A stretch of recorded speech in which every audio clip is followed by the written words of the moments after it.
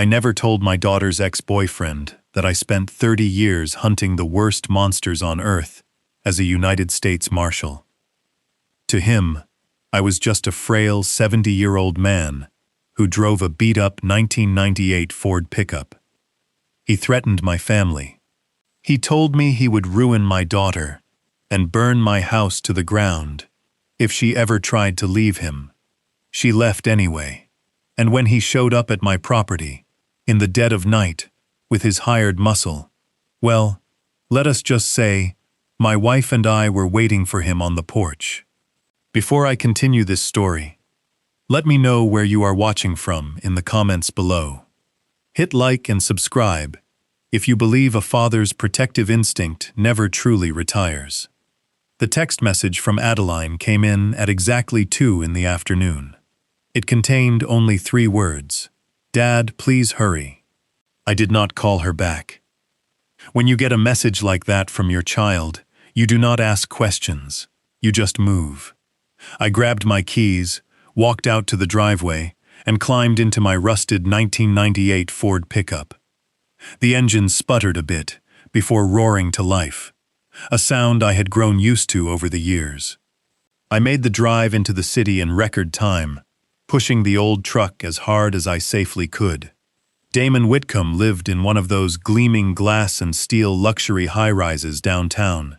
It was the kind of building where the doorman wore tailored suits and looked at you like you were a stain on the marble floor. I parked my battered truck right in the loading zone, ignoring the valet's frantic waving. I limped slightly as I walked into the lobby, rolling my shoulders forward to make myself look a little smaller. A little older. It is amazing how invisible you become when people think you are just a fragile old man. I took the elevator up to the penthouse level. When the door slid open, the sheer opulence of the hallway hit me, but I ignored it. I found Damon's door slightly ajar. I pushed it open and stepped inside. The apartment was immaculate, cold and sterile, but the scene in the living room was pure chaos. Adeline was frantically shoving clothes into a single canvas duffel bag. Her hands were shaking so violently she could barely close the zipper. She looked up when I walked in, and the sheer panic in my little girl's eyes made my chest tighten. She looked exhausted, terrified, and small. "I am ready," she whispered, her voice cracking. "We have to go before he gets back from his meeting." I nodded slowly, playing the part of the slow, hesitant father. I shuffled over and took the bag from her hands, letting my arms tremble just a fraction to sell the act. "Let us go, sweetheart," I said softly. We stepped out of the apartment and into the elevator.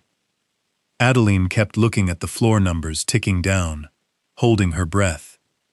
I placed a reassuring hand on her shoulder, but my mind was not on comforting her.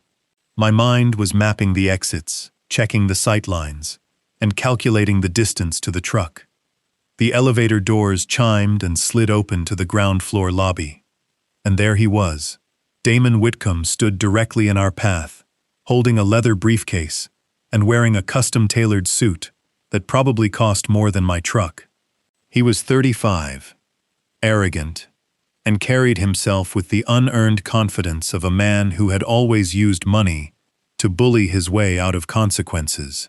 His eyes locked onto Adeline's bag, and his smug expression darkened into something nasty. "Going somewhere?" he asked, his voice dripping with condescension. Adeline froze. She stepped behind me instinctively, using my body as a shield. Damon let out a cruel laugh. He walked slowly toward us, his expensive shoes clicking sharply against the marble floor. He stopped a few feet away, looking me up and down with absolute disgust. He did not see a threat. He saw an old man in a flannel shirt holding a cheap duffel bag. Damon stepped past me and aggressively grabbed Adeline's arm. "You are not going anywhere," he snapped, tightening his grip. She tried to pull away, but he yanked her back.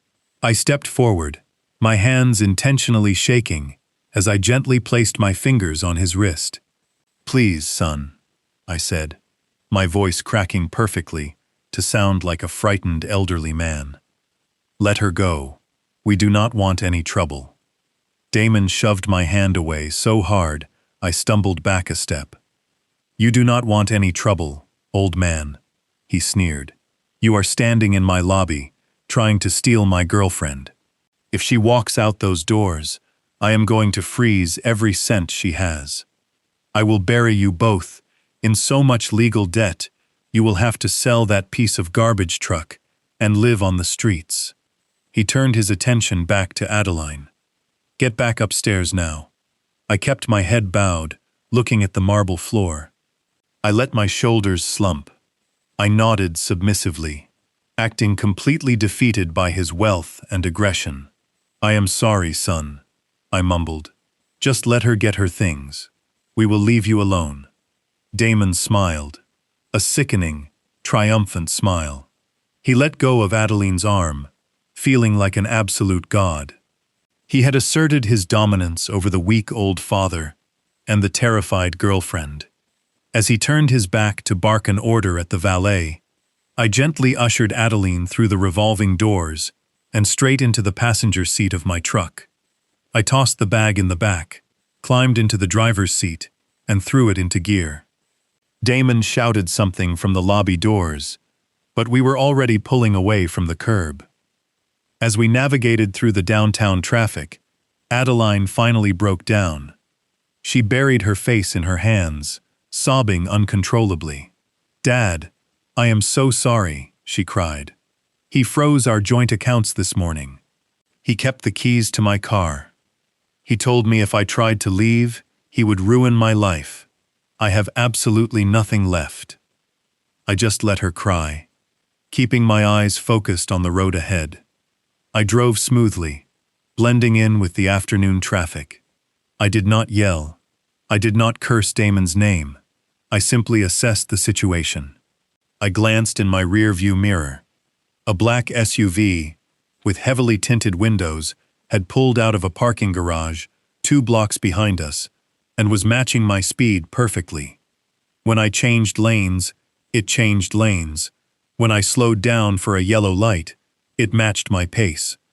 Damon had sent someone to follow us.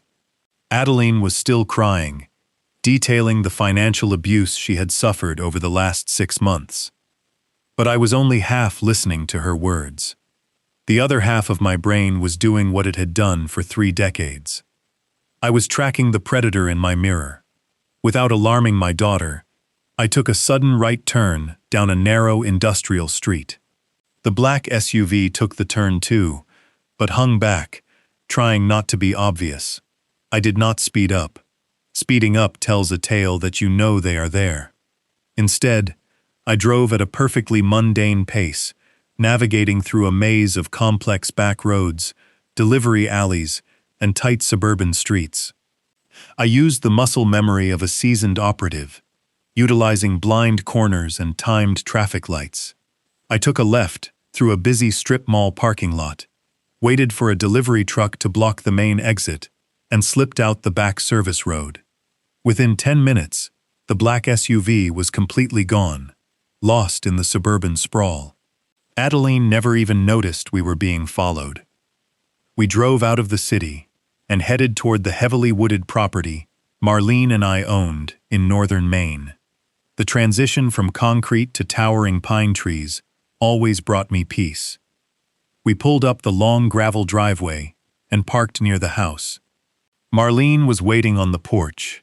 She did not ask questions.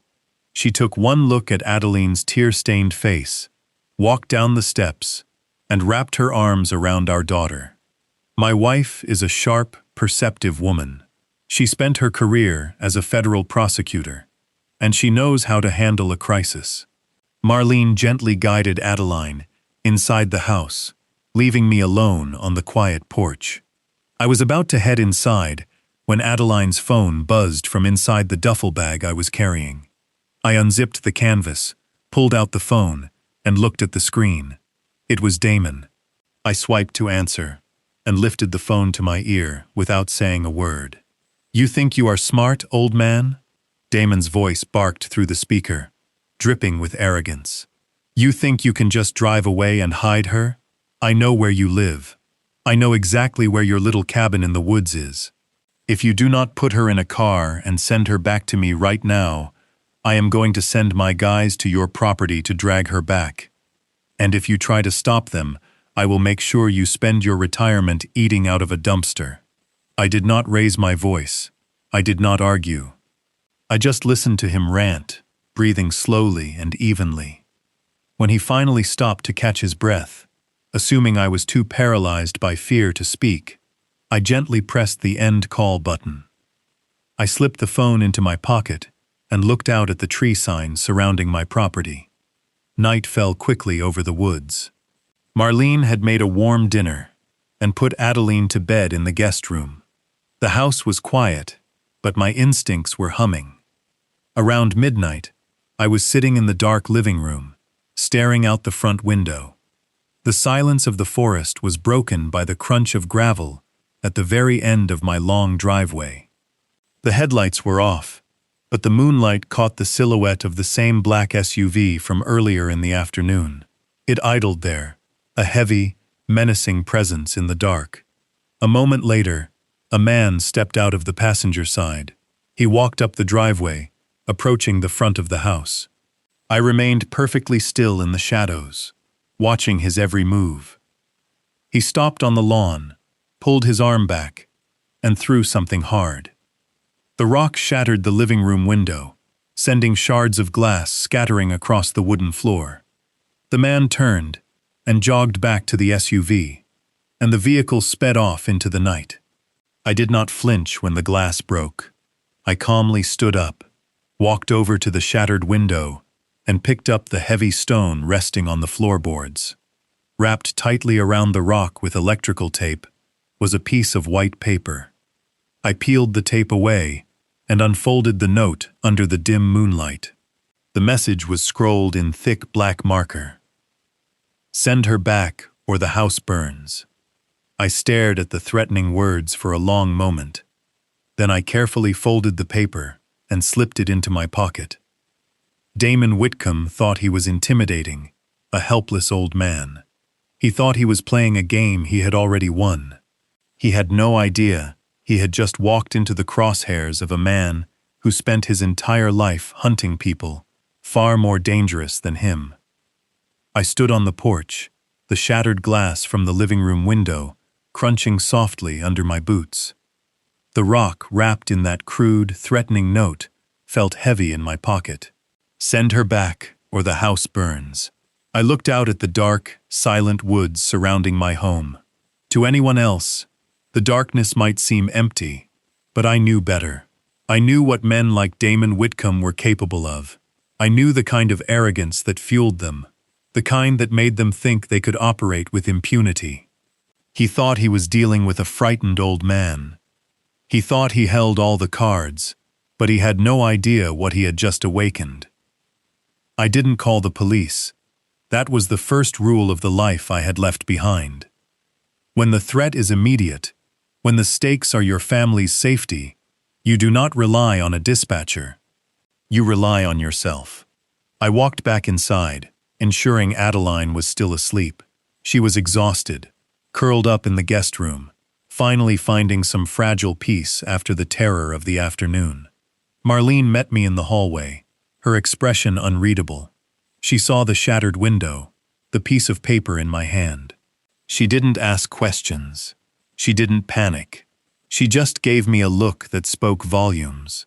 A look that said, "Do what you have to do." I stepped out the back door and walked across the damp grass toward the barn. The air was crisp, the scent of pine and wet earth, familiar and grounding. The barn was my sanctuary, a place filled with tools and old memories, but beneath the surface, it held secrets I hadn't touched in years. I moved a heavy wooden workbench, the effort causing a familiar ache in my shoulder, a reminder of a life spent in the shadows. Behind the workbench, hidden from view, lay a solid steel safe. I keyed in the combination, the rhythmic click of the dial a comforting sound. The heavy door swung open, revealing the tools of my former trade. There, resting on a velvet cloth, was my badge. United States Marshal. It wasn't just a piece of metal.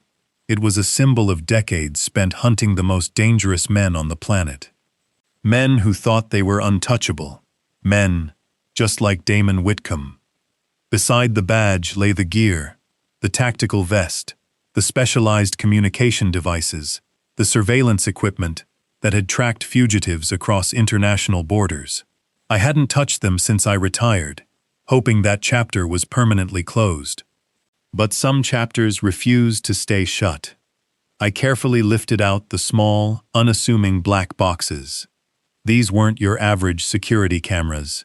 They were military, designed to be completely invisible, capable of capturing high-resolution images and video in absolute darkness. I spent the next 3 hours methodically securing the perimeter of my property.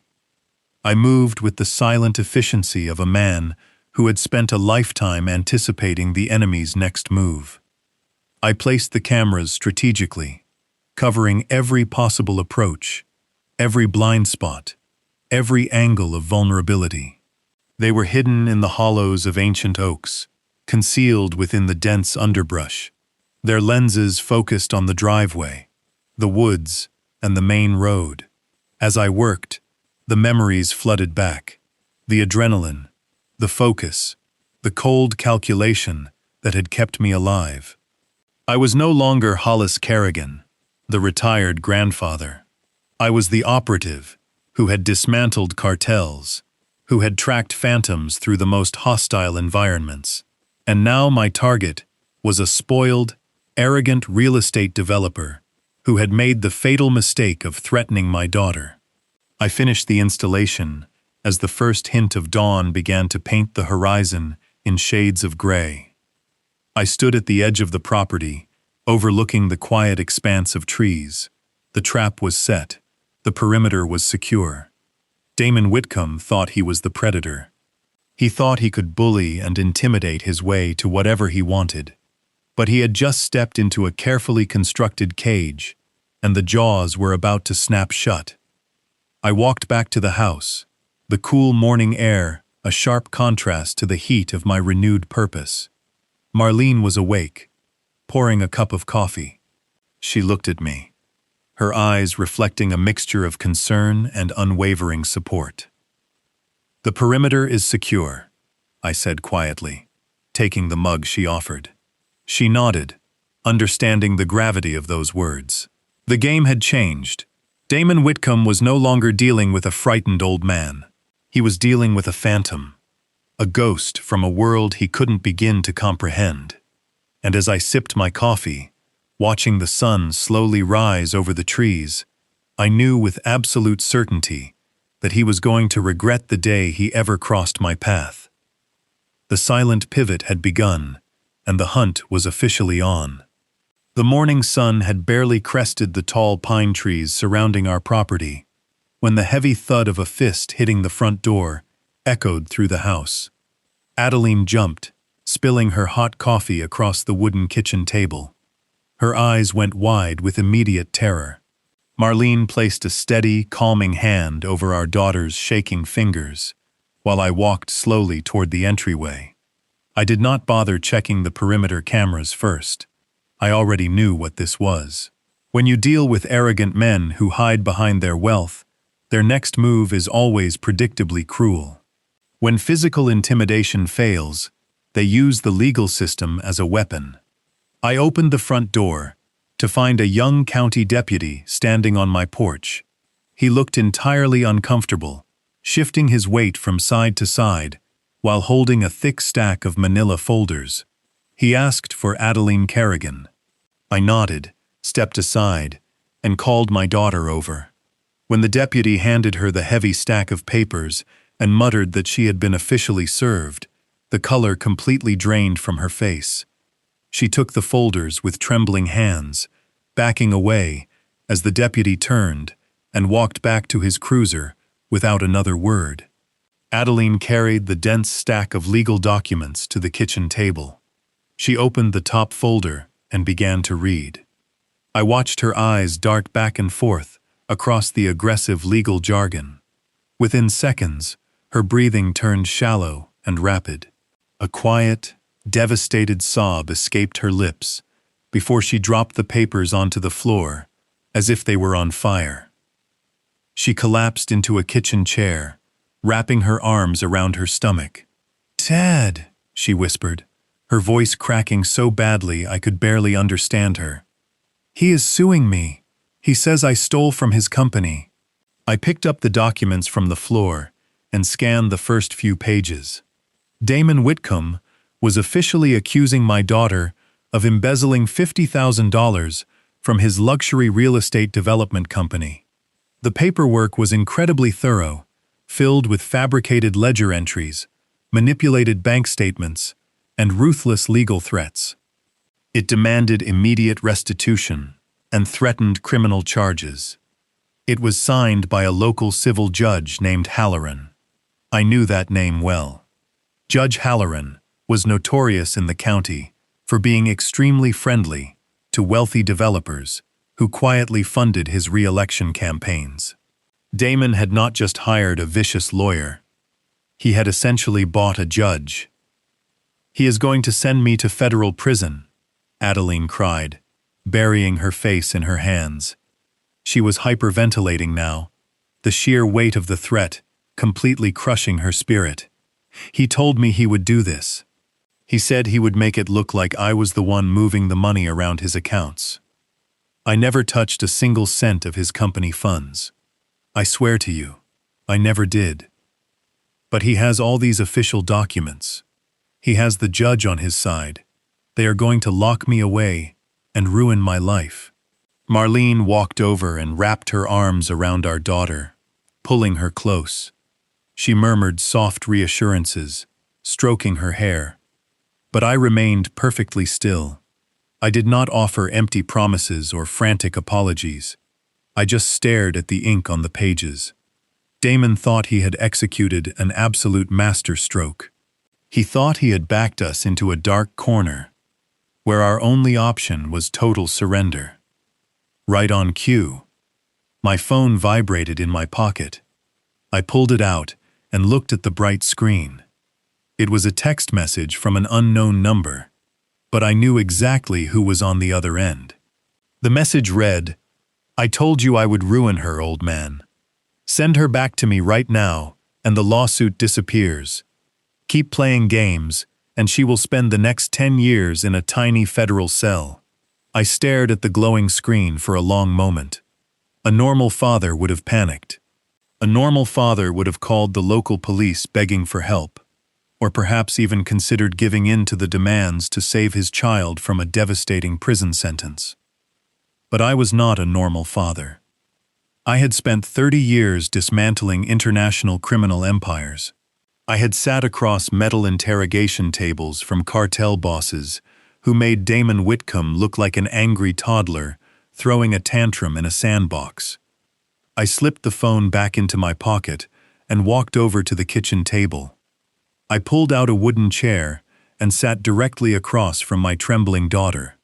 I reached out and placed my rough hands over hers, gently pulling them away from her tear-stained face. "Adeline," I said, my voice low, calm, and entirely steady. "I need you to look at me right now." She blinked, fighting through the heavy tears, her chest still heaving with raw panic. She met my gaze, and I made sure my eyes reflected absolutely nothing but cold, absolute certainty. "You are not going to prison," I told her. "You are not going to a courtroom. You are not going to pay this pathetic man a single dime, and you are certainly never going back to him." "But the papers," she sobbed, gesturing weakly at the thick folders on the table. "He has the judge. He has all the money in the world. He has everything." I picked up the stack of legal documents. I felt the heavy weight of them in my hands. To a terrified civilian, this was a guaranteed death sentence. To a man who knew exactly how the justice system actually worked, it was just a pile of cheap paper, and paper burns. "Damon thinks he is fighting a war with money and lawsuits," I explained, keeping my tone perfectly even. "He thinks because he bought a local judge, He controls the entire board. But what Damon does not understand is that when you fabricate financial crimes to frame an innocent person, you leave a paper trail. You leave digital fingerprints. He thinks he is using the law as an impenetrable shield, but he just handed us the exact weapon we need to completely destroy his life. Adeline stared at me, her deep panic slowly giving way to confusion. "Dad, what are you talking about?" she asked, wiping a stray tear from her cheek. "How can we possibly fight a millionaire with a corrupt judge in his pocket? We do not even have the money to hire a lawyer to review this mess." I offered her a very faint, reassuring smile. I let go of her hands and stood up, grabbing the fraudulent lawsuit off the table. Marlene, who had spent her entire career as a ruthless federal prosecutor, caught my eye. She gave me a single knowing nod. She had already recognized the fatal flaw in Damon's arrogant strategy. When you submit fake financial ledgers to a court, you are committing perjury and fraud on a federal level.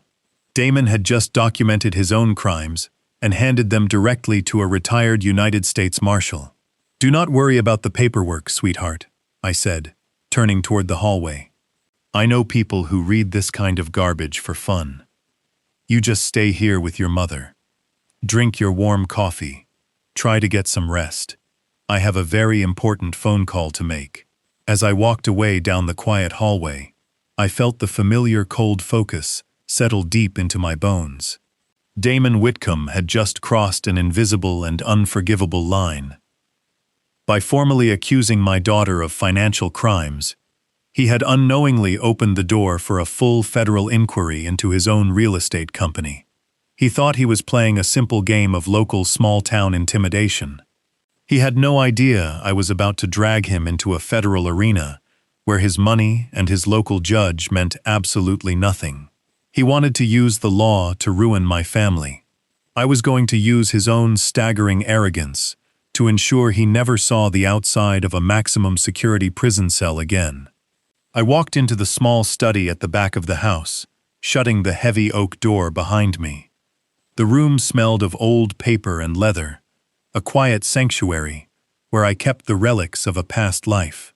I moved toward the bottom drawer of my desk, bypassing the everyday files, and reached for a false bottom panel. Underneath lay a heavy encrypted satellite phone.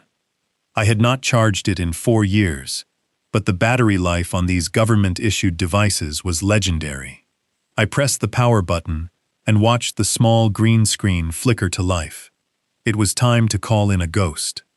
Ellis Farrow was currently a senior partner at one of the most ruthless corporate law firms in Philadelphia. He wore $5,000 suits and billed by the minute. But 20 years ago, Ellis was a terrified rookie federal prosecutor assigned to a cartel task force. He had made a careless mistake during a wiretap operation and accidentally exposed his own identity to a syndicate hit squad. They had sent 3 men to his apartment in the dead of night. I was the operative the marshals sent to intercept them. I sat in the dark of Ellis's living room while he hid in a closet. And when the front door splintered open, I made sure those 3 men never took another step. Ellis owed me his life and his entire career. He had told me to call if I ever needed anything, no matter the cost. Today, I was collecting that debt. I dialed the secure sequence and waited. It rang twice before a sharp professional voice answered. "Ellis Farrow speaking." "Ellis," I said, my voice low and steady. "It is Hollis Kerrigan." There was a long silence on the other end of the line.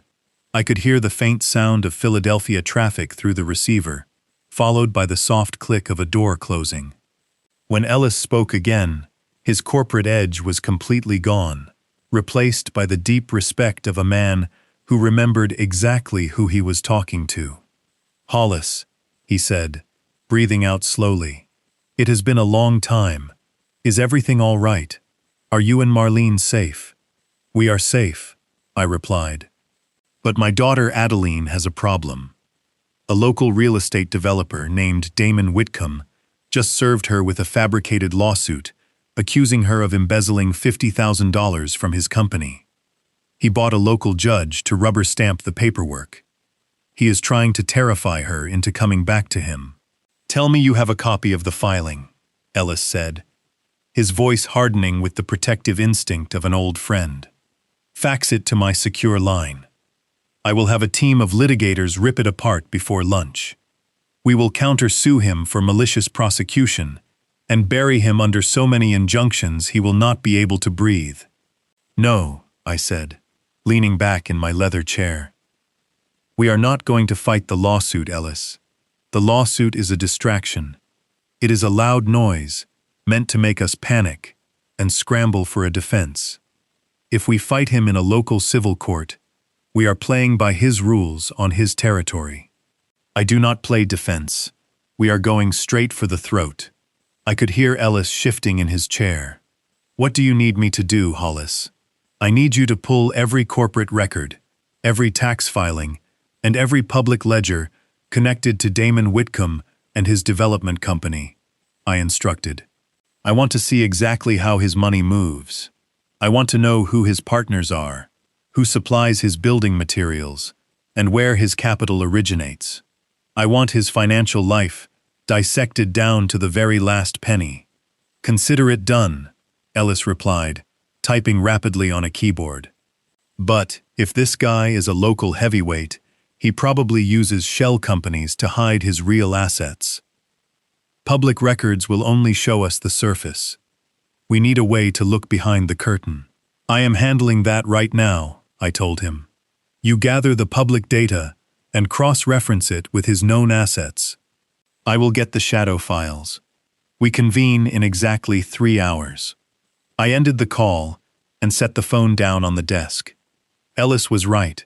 Public records were just theater designed to satisfy the IRS and local tax assessors. To truly understand a man like Damon Whitcomb, I needed to see the money he was trying to hide. I needed a forensic accountant with federal clearance. I picked up the satellite phone again and dialed a different number. This one went directly to a secure line inside the Treasury Department. The man who answered was an old task force analyst named Corbin. He had spent his entire career tracing phantom funds for the government. "Hollis Kerrigan, you old hunting dog," Corbin laughed through the receiver. "I thought you were sitting on a porch somewhere, whittling pieces of wood." "I am taking a break from the porch, Corbin," I said, maintaining my serious tone. "I need a shadow check on a mid-level real estate developer, operating in northern Maine. Name is Damon Whitcomb." Corbin immediately stopped laughing. The sound of typing replaced his cheerful demeanor. "Give me a second, Hollis. You know I am not supposed to run off book inquiries without a federal warrant." "I know," I replied smoothly. "But I also know you still owe me for pulling your brother out of that witness protection disaster in New Orleans." "Fair enough," Corbin muttered. "Give me the target's name again." I spelled out Damon's full name and the registered title of his primary development company. I listened as Corbin accessed databases that did not officially exist. These were the surveillance networks the government used to track terrorism funding and international smuggling rings. To aim this kind of surveillance at a local arrogant developer was like using a sniper rifle to swat a mosquito. But Damon had brought this upon himself. "Hollis," Corbin said, his voice dropping to a serious whisper, "I am looking at the preliminary routing numbers for his corporate accounts. Something is extremely wrong here." "Define wrong," I said, gripping the edge of the desk. "He runs a luxury housing development firm, right?" Corbin asked. "But his capital is not coming from domestic loans or standard real estate investors. He is receiving massive wire transfers from offshore accounts, routed through the Bahamas and Malta. They are breaking the deposits into smaller increments to avoid automatic flagging, but the volume is staggering. We are talking millions of dollars flooding into his company for properties that have not even broken ground yet." "He is washing cash," I said, the realization clicking perfectly into place. "He is running a commercial washing machine," Corbin confirmed. We insure us. The money flows in from overseas. He registers it as anonymous foreign investment capital for his building projects, and then it gets filtered into clean domestic assets. Hollis, this is not a local hustle. The routing numbers on these offshore accounts flag back to an Eastern European syndicate the FBI has been trying to nail for 5 years. Your boy Damon is a glorified middleman, moving dirty money for some very dangerous people. A cold smile crept across my face. Damon thought he was a king because he had a custom suit and a bought judge, but he was nothing more than a highly expendable pawn for an international cartel. He did not own his empire. He was just holding the keys for monsters he could not possibly control. Corbin, I said, my voice dropping to a lethal calm. Keep monitoring those routing numbers. Do not flag them officially yet. Just gather the data. You got it, Hollis, Corbin replied. Be careful with this guy. If he is holding the bag for a syndicate, he is desperate. Men like that will do anything to keep the money flowing. I hung up the phone and stared out the study window into the dense woods. Damon was desperate. That was why he had panicked when Adeline left. That was why he was trying to terrify her with a fabricated lawsuit. She was not just his girlfriend. She was a liability.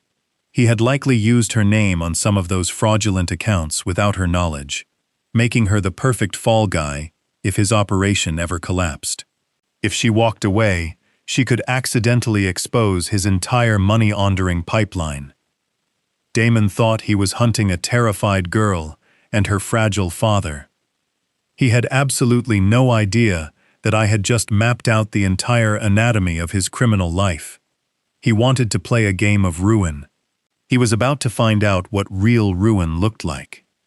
Exactly 3 hours later, the encrypted satellite phone vibrated against the polished wood of my desk. I picked it up and pressed the green button. Ellis did not bother with greetings. He launched straight into the financial autopsy of Damon Whitcomb.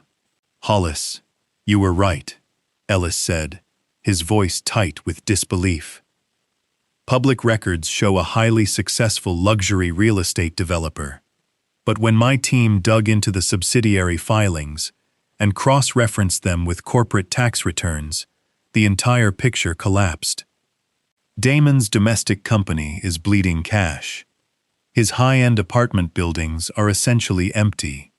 He has not sold a legitimate unit in over 2 years. The man is completely bankrupt on paper. I listened carefully, absorbing the data. But the company is still operating, I said. He lives in a penthouse. He drives expensive cars. How is he staying afloat? Through a network of heavily layered shell companies, Ellis explained. He has 3 primary holding entities registered in Nevada. These entities are receiving massive continuous cash injections from overseas. He is classifying these injections as anonymous foreign investments for future development projects. But the money just sits there for a few days before being transferred out to various domestic accounts under the guise of contractor payments and material costs. He is washing dirty money, Hollis. He is washing millions. I already knew about the overseas money, thanks to my contact at the Treasury. But Ellis had the corporate blueprints. I needed to know how Damon tied my daughter into this mess. Ellis, I said, leaning closer to the receiver. Damon is desperate to get Adeline back. He is using a fabricated lawsuit to terrify her. Why? If he is running a massive laundering operation, the last thing he should want is to draw attention to himself with a local civil suit. Why is she so important to him? I heard the rustle of paper on Ellis's end. He let out a long, heavy breath. Because she is the fall guy, Hollis. I pulled the incorporation documents for the primary holding company in Nevada, the one receiving the largest offshore deposits. Damon is not listed as the chief executive officer. Adeline is. A cold knot formed in my stomach. Explain that, I said, my voice dropping to a whisper. He either forged her signature or buried the incorporation papers in a stack of everyday documents and tricked her into signing them, Ellis explained. Legally speaking, she is the primary beneficiary and the chief officer of the shell company holding the laundered money. If the IRS or the federal government ever audits that company, Damon walks away clean. Adeline goes to federal prison for decades. The sheer malice of Damon's plan became crystal clear. He had not just manipulated my daughter emotionally, he had systematically turned her into a human shield for a violent criminal syndicate. The lawsuit, Ellis continued, speaking rapidly. It is not just about scaring her. It is a trap. He is accusing her of embezzling $50,000. If she gets scared and tries to settle the lawsuit out of court, she will have to sign a settlement agreement. That agreement will officially place her on the legal record, acknowledging her connection to his corporate accounts. It binds her to the shell company permanently. But if she fights the lawsuit in court, discovery will open up his books. The authorities will see the offshore money, and the syndicate will find out Damon exposed their laundering pipeline to a local court. I finished the thought. Exactly, Ellis said. Damon is trapped. If Adeline talks to a lawyer or goes to the police, the syndicate will realize their money is at risk. Men who launder millions of dollars do not hire lawyers when their money is threatened. They hire killers. Damon knows his bosses will execute him if this goes public. He needs Adeline back under his absolute control to keep the shell company intact and the syndicate completely blind to his mistakes. He is a dead man walking, I said softly, and he is trying to drag my daughter into the grave with him. Hollis, Ellis said, his voice lowering with genuine concern. This is no longer a domestic dispute or a fraudulent civil suit. You are dealing with cartel money. If Damon panics and tells his handlers that Adeline is a security risk, they will not just send local thugs to your house. They will send professionals. You need to get Adeline out of the state. You need to put her in protective custody right now. I looked out the study window at the dense, silent woods surrounding my property. I thought about the 30 years I had spent hunting men exactly like Damon's bosses. I thought about the trail cameras I had just installed and the shotgun resting in the locked cabinet. Running was not an option. Running meant looking over our shoulders for the rest of our less. When you are hunted by wolves, you do not run into the open. You lure the wolves into a cage. We are not running, Ellis, I said. If we run, Damon controls the narrative. He will activate his corrupt judge, issue a warrant for her arrest, and use the local police to hunt her down for him. We are going to stay right here. Then what is your play, Hollis? Ellis asked.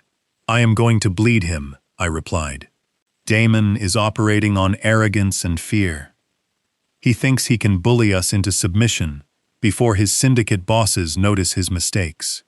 We are going to expose those mistakes. I want you to draft a formal notification of a federal audit. Use every intimidating legal loophole you can find. I want you to legally freeze the assets in that Nevada shell company by the end of the day. Hollis, if I freeze that account, the offshore deposits will bounce back, Ellis warned. The syndicate will instantly know something is wrong. They will demand answers from Damon. That is exactly what I want, I told him. I want Damon to feel the leash tightening around his neck. I want him to realize his money is gone, his power is an illusion, and his bosses are coming for him. When a predator is starved and cornered, he gets sloppy. He stops thinking, and he starts reacting. I want him to panic. I want him to come to me. I hung up the phone before Ellis could argue. I sat in the quiet study, letting the reality of the situation settle over me.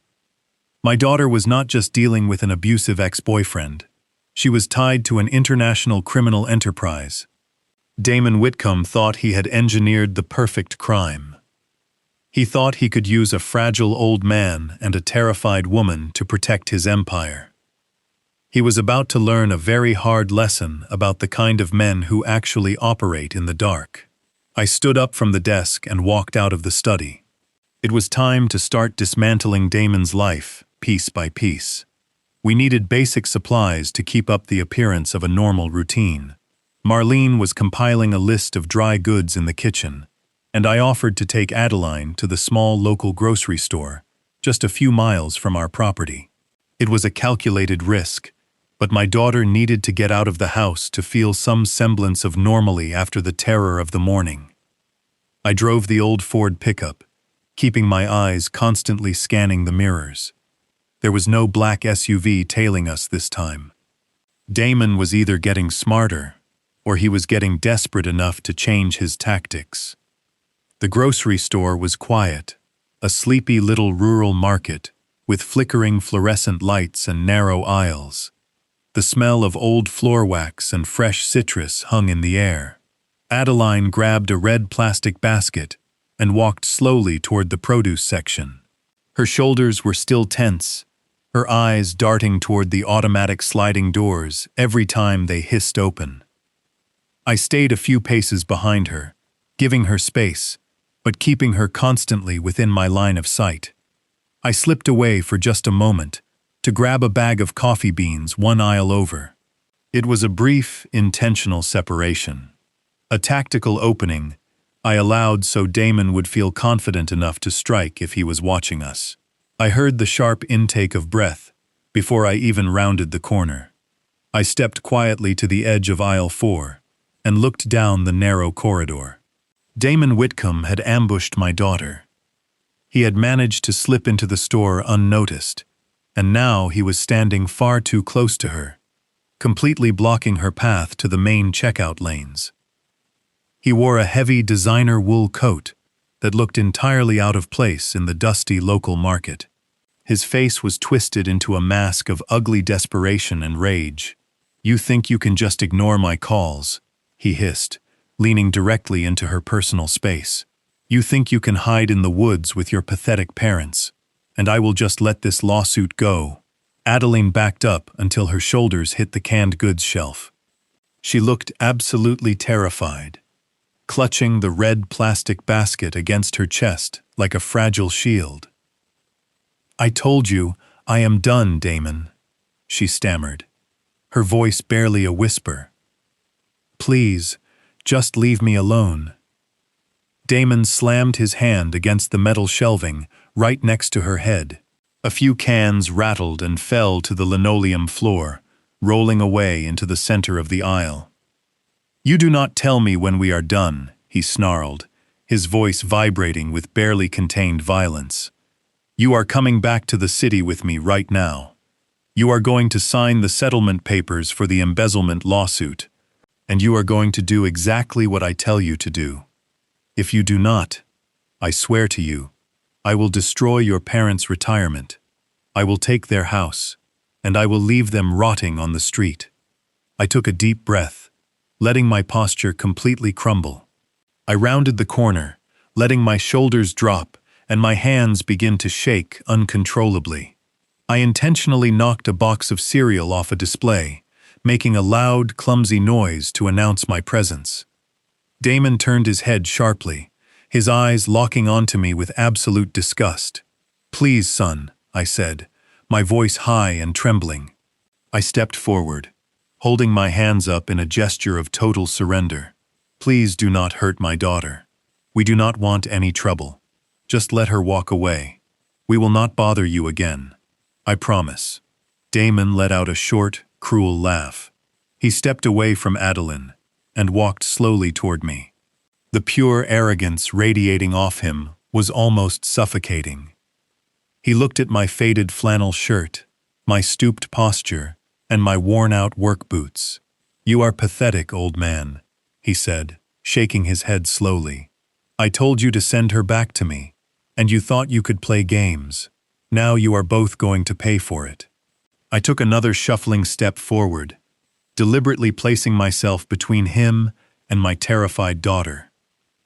I reached out a trembling hand and gently touched the deep pocket of his heavy designer coat. "Please," I begged, letting real tears well up in the corners of my eyes. "I will do whatever you want. I will give you my truck. I will give you my life savings.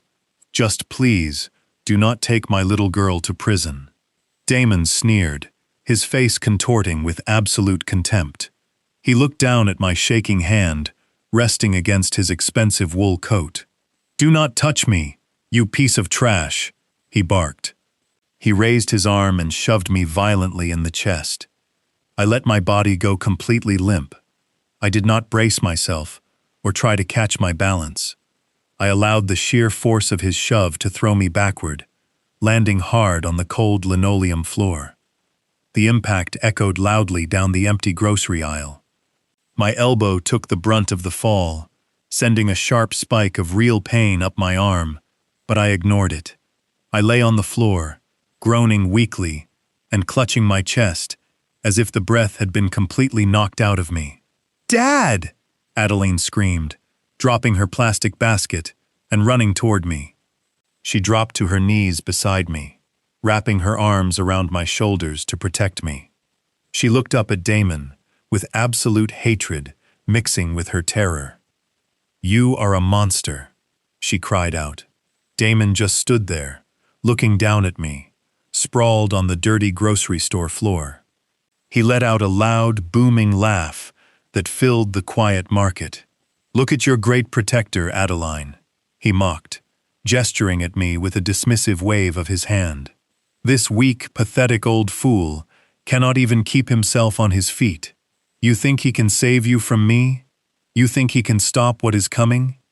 You are both nothing but dead weight." I let out another weak groan, squeezing my eyes shut as if I were in immense physical pain. Adeline was sobbing, begging me to get up, but I stayed perfectly still on the floor, playing the role of the defeated, helpless victim to absolute perfection. Damon adjusted the lapels of his heavy coat, feeling like an absolute king. He had asserted his dominance physically and mentally. He had proven to Adeline that her father was nothing but a fragile obstacle, easily swept aside by his money and his power. "I will give you until tonight to pack your bags and come back to the city," Damon said, his voice dripping with venom. "If I do not hear from you by midnight, I am activating the judge. I am freezing your parents' bank accounts, and then I am coming back to that cabin to finish this. Do not make me come back to the woods, Adeline." With one last disgusted look at me trembling on the floor, Damon turned on his heel and strode confidently out of the aisle. We listened to his heavy footsteps echo toward the front automatic doors and fade into the parking lot. Adeline was still crying, holding on to my shirt, begging me to tell her I was all right. I slowly opened my eyes and looked at my daughter. The trembling in my hands instantly stopped. The fear in my eyes vanished completely, replaced by the cold, calculating focus of a man doing his job. I sat up smoothly, brushing the dust off my flannel shirt. I was perfectly fine.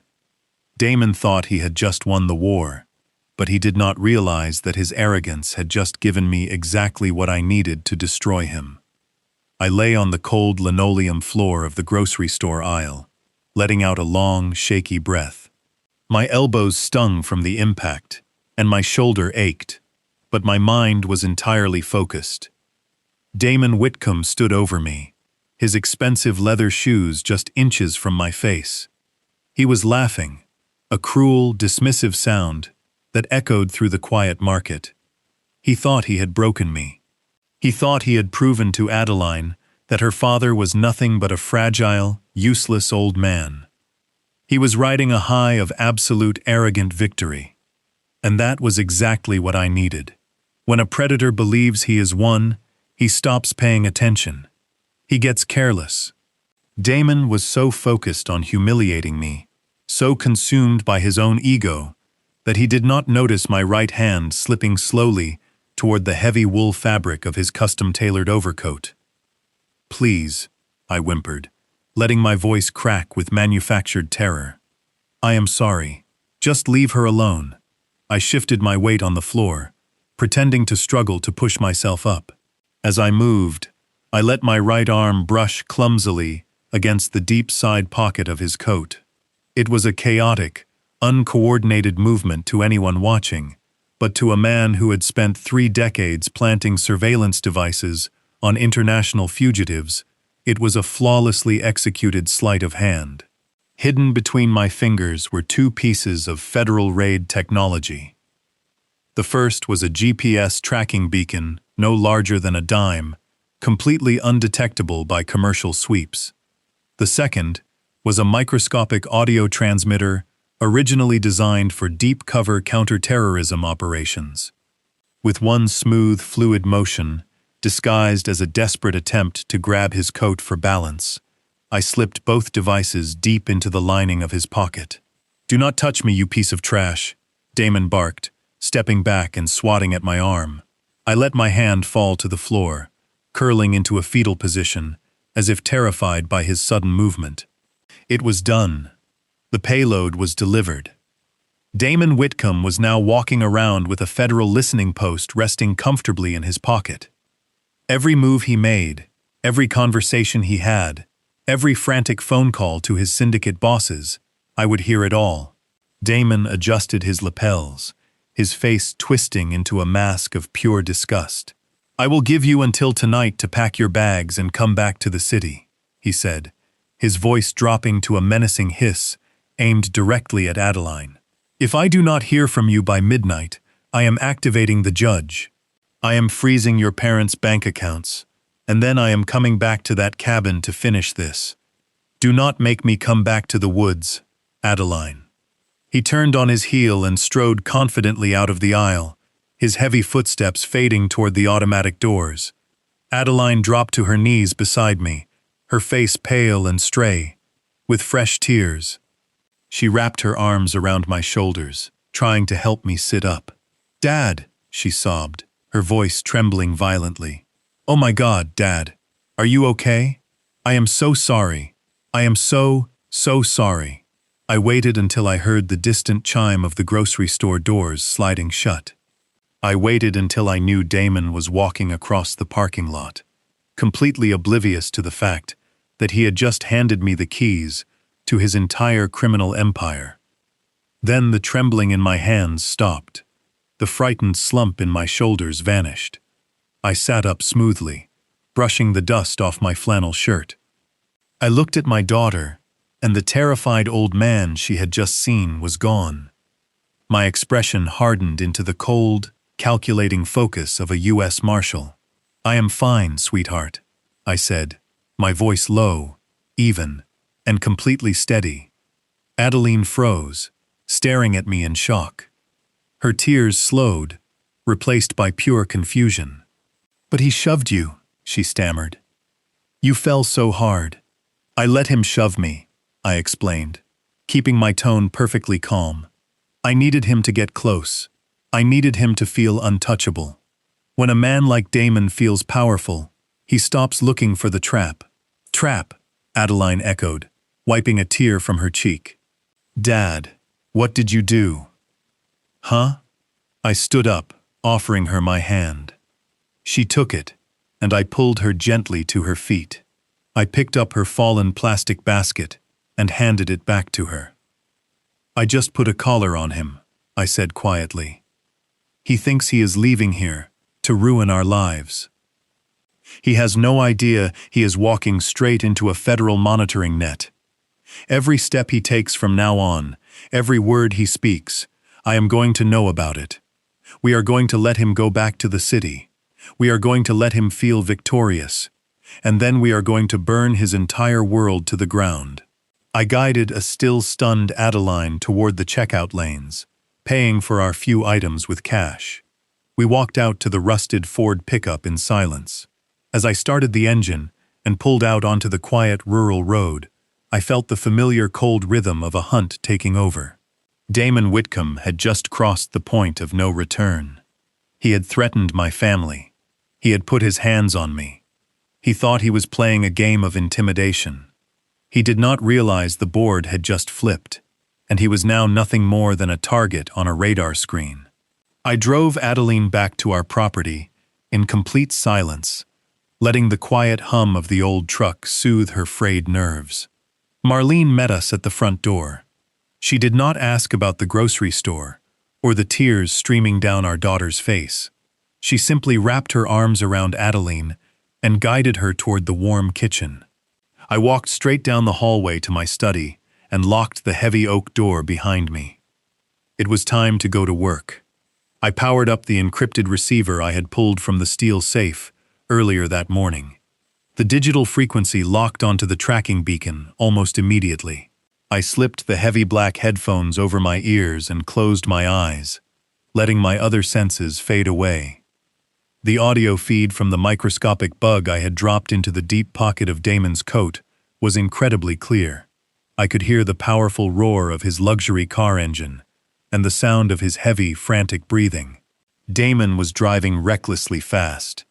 I listened as he hit a button on his dashboard system to dial a number. The line rang twice before a cold, abrasive voice answered. The man on the other end spoke with a thick Eastern European accent, and his tone was entirely devoid of human emotion. Damon sounded completely different now. The arrogant, towering bully who had just cornered my daughter in a grocery aisle was entirely gone.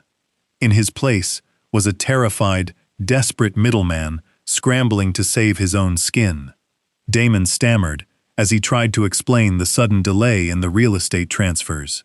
He told his offshore handler that the domestic holding accounts were temporarily stalled.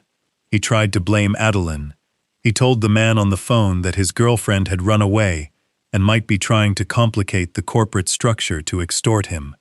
The voice on the phone did not care about his pathetic excuses. The handler stated, with chilling clarity, that $5 million was currently sitting in the Nevada holding account, waiting to be washed through domestic contractors. The handler gave Damon exactly 48 hours to process the funds. If the money did not move by then, they would send a cleanup crew to handle Damon permanently. The line went dead. I listened to Damon slam his fist violently against the steering wheel, screaming in pure, unfiltered panic. I had everything I needed.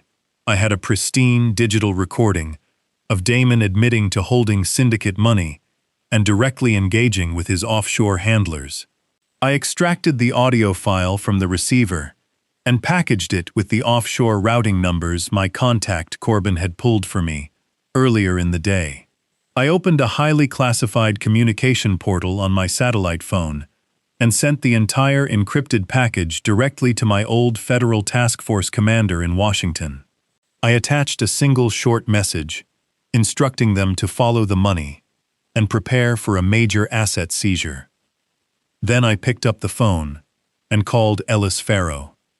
I told him I had the smoking gun and that the syndicate had given Damon a 48-hour window to move the cash.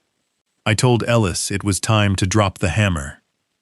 Ellis did not hesitate for a second.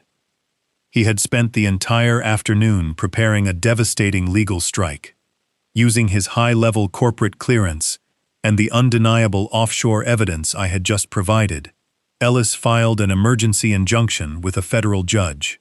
He did this under the guise of an imminent Securities and Exchange Commission audit. When you want to freeze a man like Damon, you do not just lock his personal checking account. You sever his financial arteries. Ellis specifically targeted the Nevada shell companies Damon was using as his primary washing machines. By classifying the sudden influx of anonymous foreign capital as a critical and immediate national security risk, Ellis completely bypassed the usual slow civil court delays. It was a flawless, ruthless legal maneuver. Within 20 minutes, a federal hold was placed on every single corporate asset tied to Damon's name. The money was trapped. The accounts were frozen solid. The shell companies were entirely dead. I kept the headphones on, listening closely to the live feed from Damon's coat pocket. He had parked his car and walked into an exclusive high-end restaurant downtown. I could hear the faint clinking of expensive glassware and the soft jazz playing in the dining room. Damon ordered an expensive double bourbon, trying desperately to calm his frayed nerves. He was sitting there in the dark, trying to figure out how to force my daughter to come back and sign the settlement papers. He thought he still had 48 hours to fix his massive problems. He thought he could still control the board and bully his way out of a grave. He had absolutely no idea that his entire empire had just been wiped out with the stroke of a federal pen. I sat back in my leather chair and took a slow, deep breath. The trap had been perfectly executed. Damon's money was completely gone. His power was nothing but an illusion, and his violent bosses were already watching the clock tick down. I had successfully severed his supply line without ever stepping foot inside a courtroom. The beast was finally bleeding, and the scent of it in the water was going to drive him completely mad. He was about to realize that he was completely out of options. And when a man like Damon realizes he has nothing left to lose, he makes the biggest mistake of his life. I took the headphones off and walked out of the study, ready for the final phase of the hunt. And I kept the headphones pressed tightly against my ears, listening as Damon Whitcomb's entire world began to unravel. He was still sitting at the bar of that high-end downtown restaurant. I could hear the ambient noise of the dining room, the low hum of expensive conversations, and the clinking of heavy crystal glasses. Damon had ordered a second double bourbon, trying to drown the rising panic of the 48-hour deadline his syndicate handlers had just given him. He thought he still had time to fix his mistakes. He thought he could still control the board. "Sir, your bill," the bartender said, his voice polite but clipped. I heard the rustle of leather as Damon pulled out his wallet. He handed over a heavy corporate credit card, the kind of card that usually guaranteed instant difference. There was a pause, filled by the ambient noise of the restaurant. Then the bartender returned, and the polite tone was gone, replaced by a cold, professional edge. "I am sorry, sir," the bartender said. "This card has been declined." "Declined?" Damon snapped, his voice immediately escalating into arrogant indignation. "That is impossible. Run it again. There is no limit on that account." "I did run it again, sir," the bartender replied. "The terminal says the account has been frozen by the issuer. Do you have another form of payment?" I could hear the frantic shuffling as Damon tore through his wallet, pulling out a personal platinum card. "Here," he muttered angrily. "Use this one, and bring me another drink." The silence that followed was agonizingly slow. I pictured Damon sitting there, adjusting the cuffs of his expensive suit, trying to maintain his aura of invincibility while his heart began to pound a little faster. The bartender returned, and this time he did not even try to hide his disdain. "Sir, this card is also declined. In fact, the terminal is flagging a total asset freeze on all accounts linked to your name. You need to provide an alternative payment method immediately, or I will be forced to call the manager." Damon did not argue this time. The realization hit him like a physical blow. The arrogant bluster vanished completely. I heard him frantically scramble, pulling a wad of emergency cash from his money clip, throwing it onto the mahogany bar, and practically running out of the restaurant. The audio feed picked up the sound of his heavy breathing as he sprinted across the pavement toward his luxury car. He slammed the car door shut, sealing himself inside the quiet cabin. He immediately started dialing his phone. He called his primary financial controller, his voice shaking with naked terror. "Why are my cards declining?" Damon yelled the moment the line connected. "Why is the bank saying my accounts are frozen?" The controller sounded absolutely terrified. "Damon, I do not know what is happening," he stammered. "The banks are not talking to us. The holding accounts in Nevada are completely locked. I tried to log into the corporate portal, and the system is displaying a federal injunction notice." The Securities and Exchange Commission has initiated an emergency audit. Damon, they have frozen everything. Every single penny is trapped. Damon let out a sound that was half gasp, half scream. The SEC, he choked out. How? Why? The offshore transfers were clean. We broke the deposits down exactly like they told us to.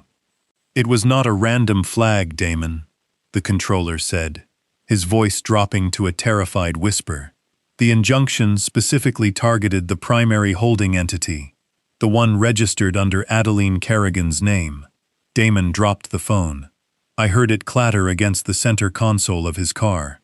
He began to hyperventilate, gasping for air, as the walls of his carefully constructed reality completely collapsed. The money was gone. The shell company was dead. The federal government was currently ripping through his ledgers, and the absolute worst realization of all was just beginning to dawn on him. His secondary burner phone began to ring. The shrill electronic tone echoed loudly inside the quiet car. It was the secure line he used exclusively for his offshore handlers. Damon stared at it. I could hear his ragged breathing as he hesitated, terrified to answer. The phone rang and rang, a relentless, demanding sound. Finally, he picked it up, his hand shaking so violently the phone rattled against his teeth. Whitcomb. The cold, abrasive voice of his syndicate handler stated through the speaker. We are receiving notification from our domestic contractors. The holding accounts are locked. The capital transfers have failed. Explain this immediately. It is a mistake, Damon stammered, his voice pitching high with panic. It is a temporary hold. The bank just flagged a routine anomaly. I can fix it. I just need a few hours. The handler cut him off, and the absolute lack of emotion in the man's voice was chilling. It is not a bank anomaly, Whitcomb. We ran a shadow check on the corporate registration. The SEC has initiated a federal freeze. You exposed the pipeline. You lost our money. No, listen to me, Damon begged, tears completely choking his words. It was not me. I did not expose anything. It was her. It was Adeline. She is the registered officer on that account. She found out about the offshore deposits. She ran away this morning. She must have gone to the police. She is the one who flagged the accounts. I can fix this. I can find her. I can make her retract the statements. Please, just give me until tonight. We do not give extensions, Whitcomb, the handler said, his voice dropping to a deadly calm. You have until midnight to recover the capital and secure the registered officer. If the freeze is not lifted by 12:01, you are entirely expendable. The cleanup protocol will be initiated. The line went dead. Damon sat in the dark, silent car, sobbing uncontrollably. He was completely broken. His money, his power, his arrogant facade had all been stripped away in a matter of hours. He was a dead man walking, and he knew it. But a cornered animal is incredibly dangerous. Damon's panic began to mutate into a violent, desperate paranoia. He believed Adeline had gone to the authorities. He believed she had single-handedly destroyed his empire. He thought she was the only loose end standing between him and execution by his syndicate bosses. He did not know about me. He did not know about the federal tracking devices or the elite legal team I had unleashed upon him. He just knew he had to silence my daughter before midnight. I listened as Damon picked up his phone again. His hands were still shaking, but his voice had hardened into something ugly and lethal. He pulled up his text messages and began to type furiously.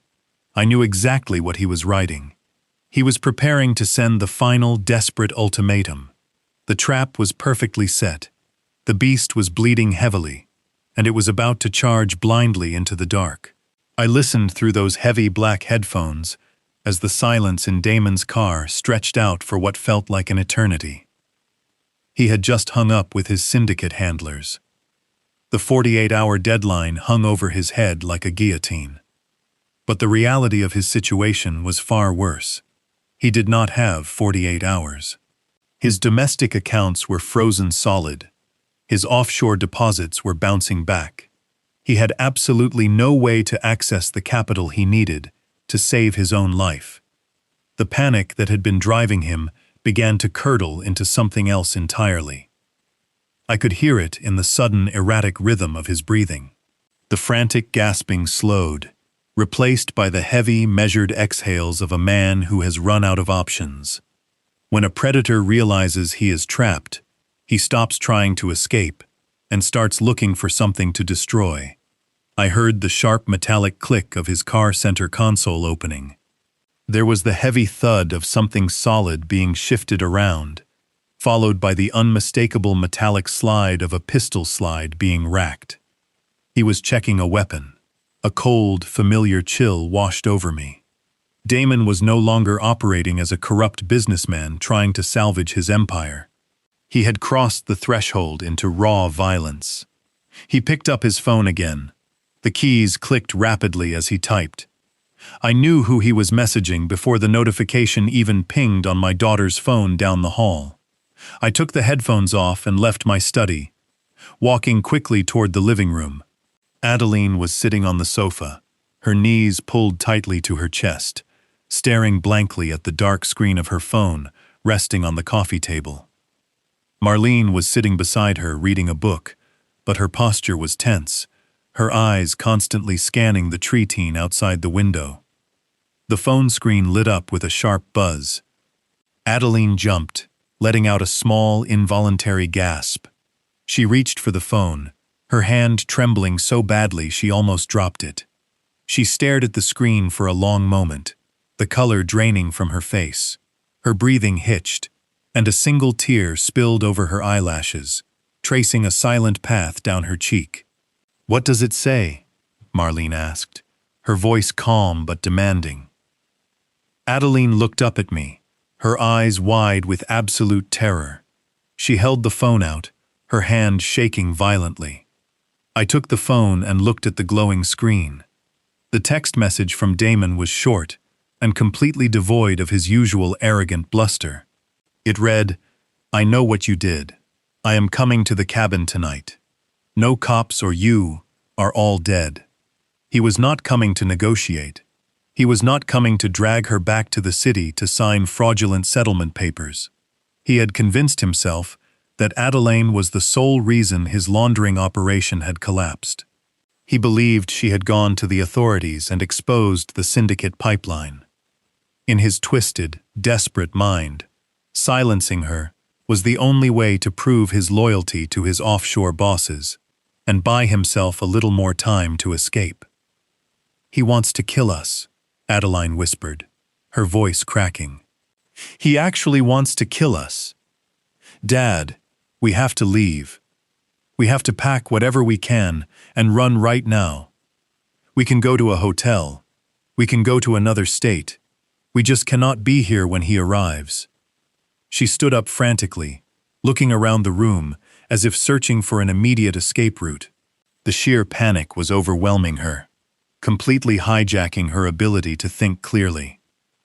I placed a firm, steady hand on her shoulder, stopping her erratic movements.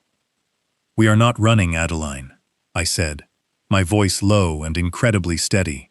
"Are you insane?" she cried out, tears streaming down her face.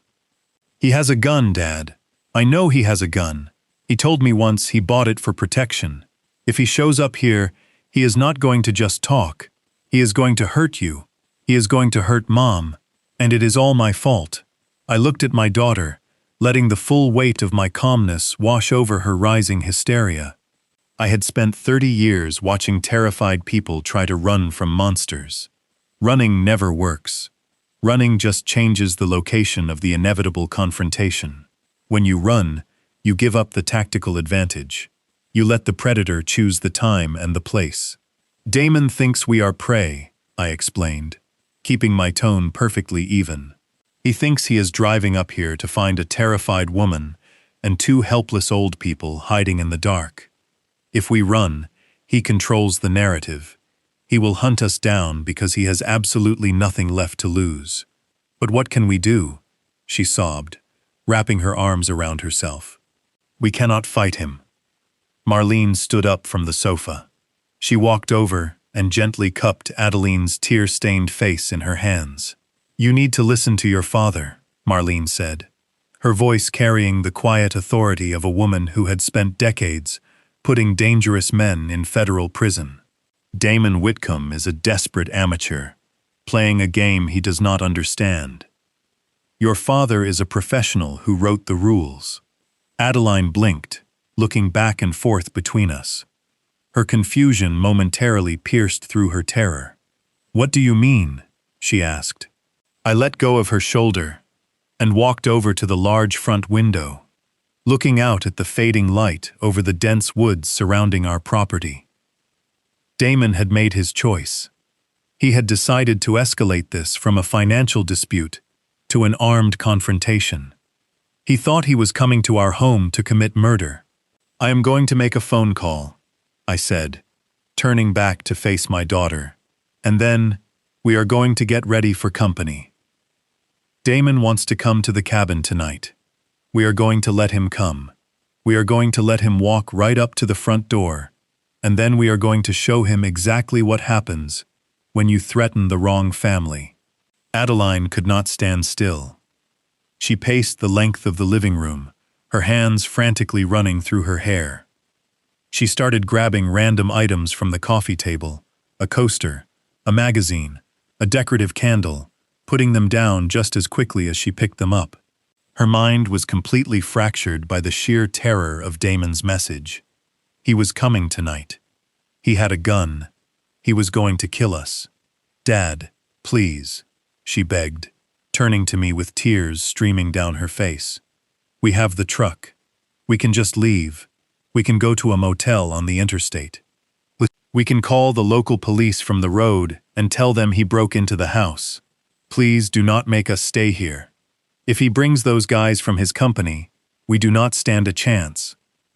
I let her get it all out. When someone is drowning in panic, you do not try to talk over them. You wait until they run out of breath, and then you throw them the lifeline.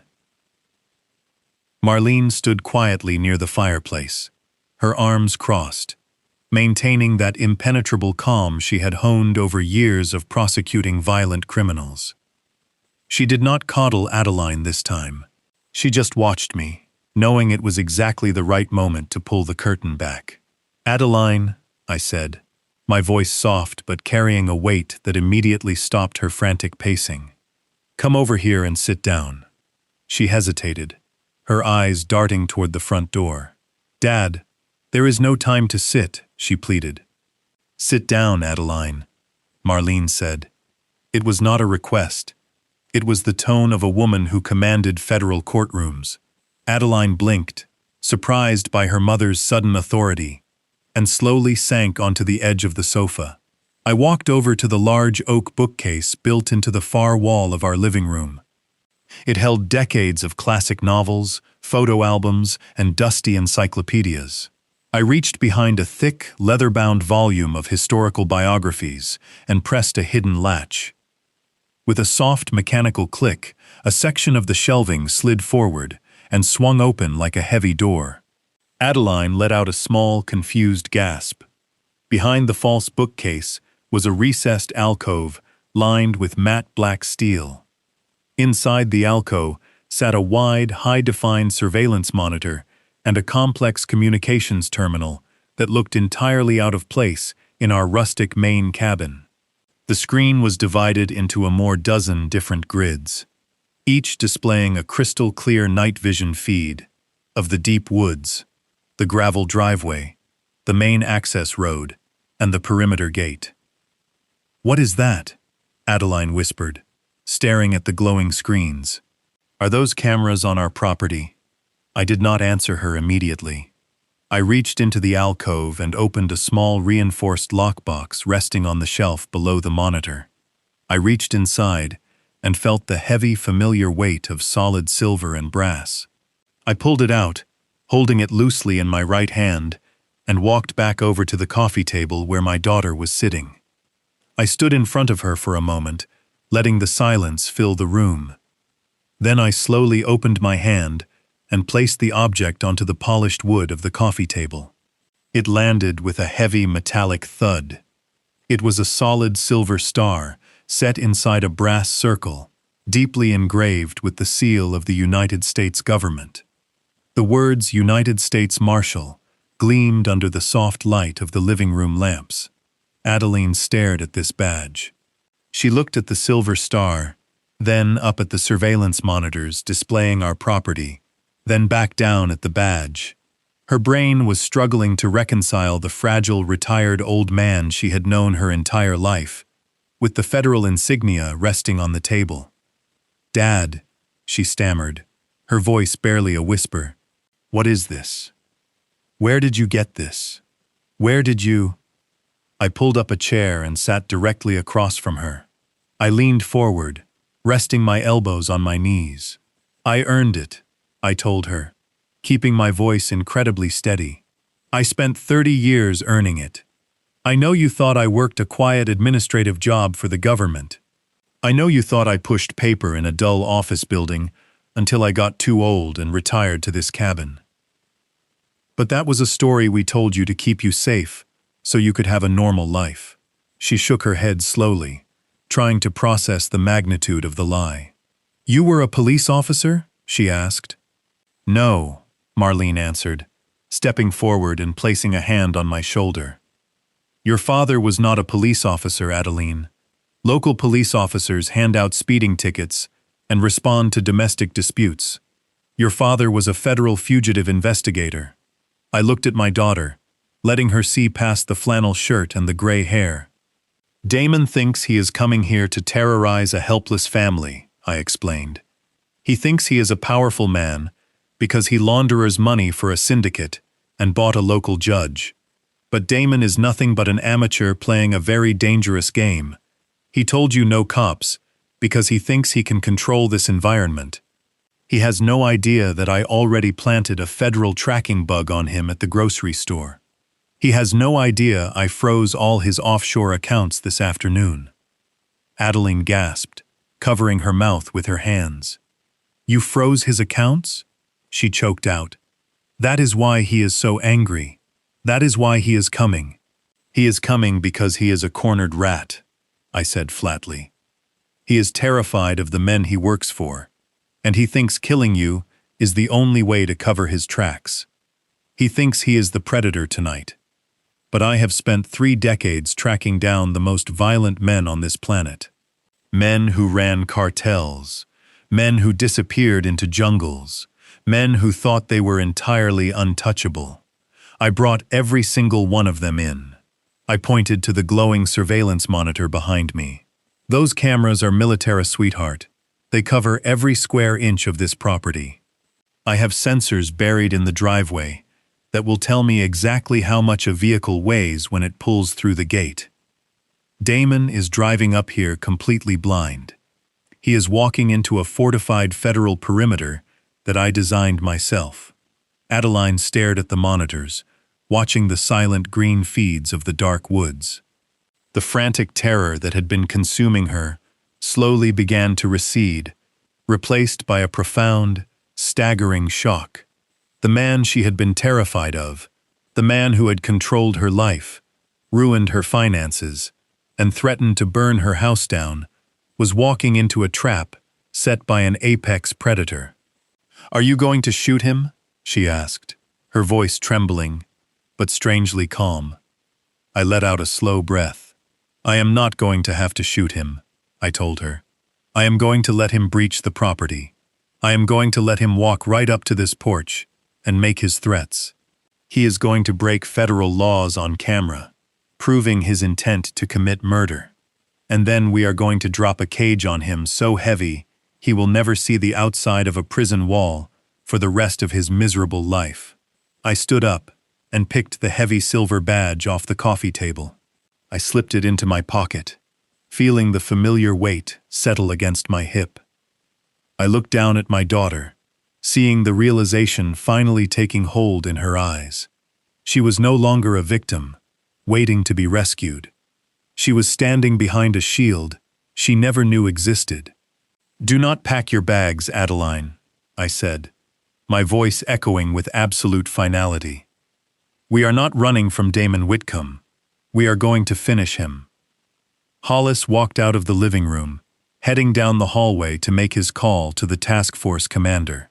The heavy silence he left behind was filled only by the soft electronic hum of the surveillance monitors hidden in the wall. Adeline kept staring at the glowing green screens, watching the silent woods. She wrapped her arms around her waist, trembling, but not entirely from fear anymore. The shock of the revelation had completely rewritten her understanding of her own life. Marlene moved gracefully across the room and sat down next to our daughter. She smoothed a stray lock of hair behind Adeline's ear, her touch gentle, but grounded in absolute certainty. Marlene had spent her career staring down murderers and extortionists in federal courtrooms. She knew exactly how to dismantle panic. "How long have you known?" Adeline whispered, keeping her eyes fixed on the camera feeds. "Since the day I met him," Marlene answered, her voice carrying a warm, steady rhythm. "I was a junior federal prosecutor, handling a massive racketeering case. We had a cartel boss who had slipped the net and vanished into the deep wilderness of the northern Idaho. Local law enforcement could not find him. The federal tracking teams lost his trail after 3 days. He had millions of dollars and a private army protecting him. We thought he was gone forever." Adeline finally turned to look at her mother. "And Dad found him?" she asked. Marlene smiled, a small, proud smile. "Your father did not just find him, Adeline. The Marshal Service sent your father in alone. He did not wear a suit, and he did not sit behind a desk. He vanished into the mountains for 3 weeks. He lived in the dirt and the freezing rain, tracking footprints and broken branches that nobody else could even see. He survived on ration bars and river water, waiting for the perfect moment to strike. When he finally brought that cartel boss into my courtroom, the man was absolutely terrified. He kept looking over his shoulder at your father, like he had been hunted by a ghost. That was the day I knew I was going to marry him," Marlene confessed, her eyes softening with the memory. "I knew that a man with that much discipline and that much quiet strength would never let anything harm the people he loved." Marlene reached out and took both of Adeline's hands in hers. She wanted her daughter to understand the absolute disparity between the man coming to threaten them and the man waiting on the porch. "We told you he was a low-level government administrator because the truth was too dangerous," Marlene explained softly. "We wanted you to go to school and have friends and sleep soundly at night without worrying that someone your father put in a maximum security prison might come looking for revenge. But your father was part of the Special Operations Group. He was the operative they called when the targets were too violent or too elusive for a standard strike team."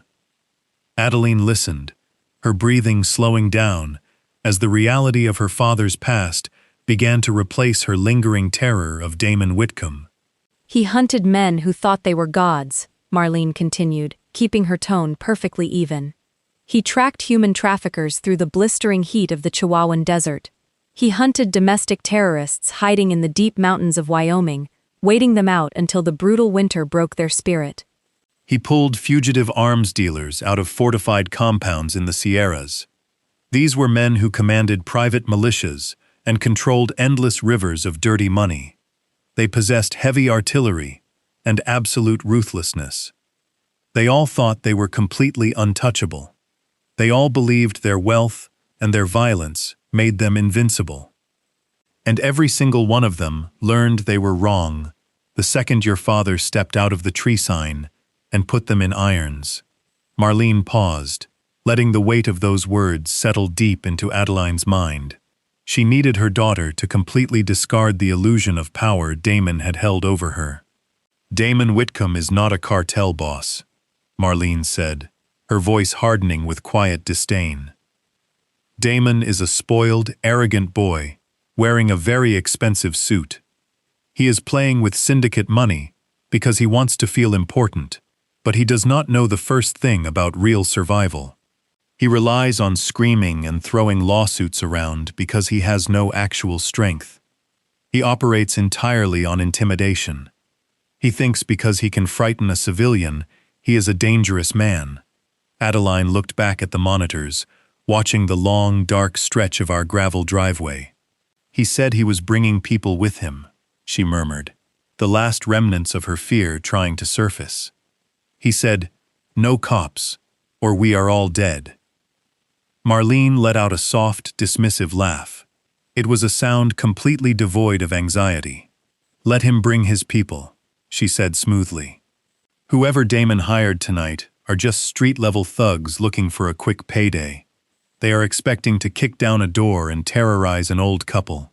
They have absolutely no idea they are walking into a blind trap set by a man who used to teach tactical breaching to federal strike teams.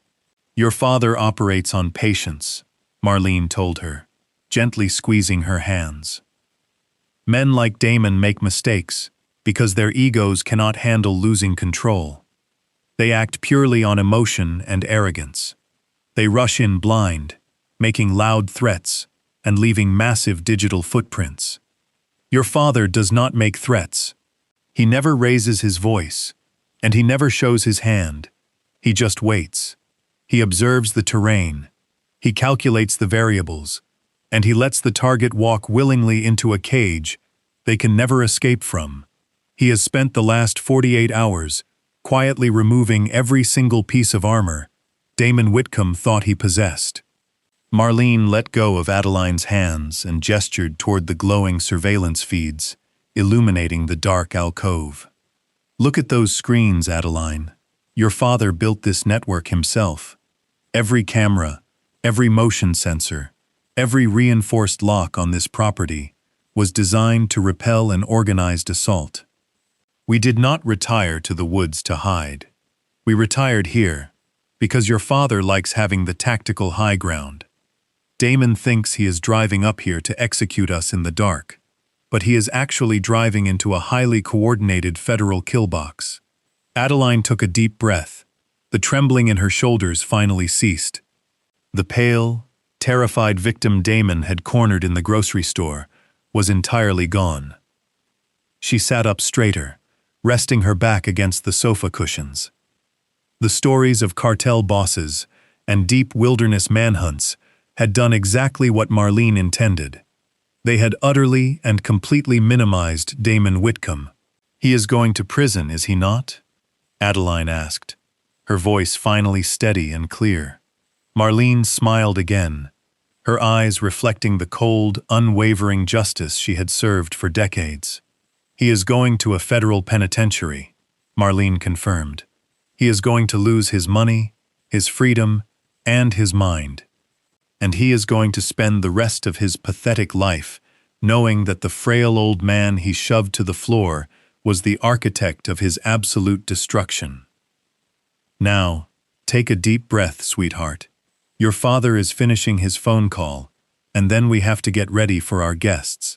I left Adeline in the living room, the soft glow of the surveillance monitors reflecting in her wide, completely stunned eyes. Marlene was standing right beside her, a quiet anchor in the storm. I walked back down the hallway to my study, the familiar rhythm of a tactical operation settling deep into my bones. The fear was entirely gone. The adrenaline was entirely gone. All that remained was absolute icy focus. I picked up the encrypted satellite phone. The green screen illuminated the dark wood of my desk. I dialed a sequence of numbers that did not connect to any standard cell tower. This call was routing directly through a secure military relay, bypassing every commercial network in the country.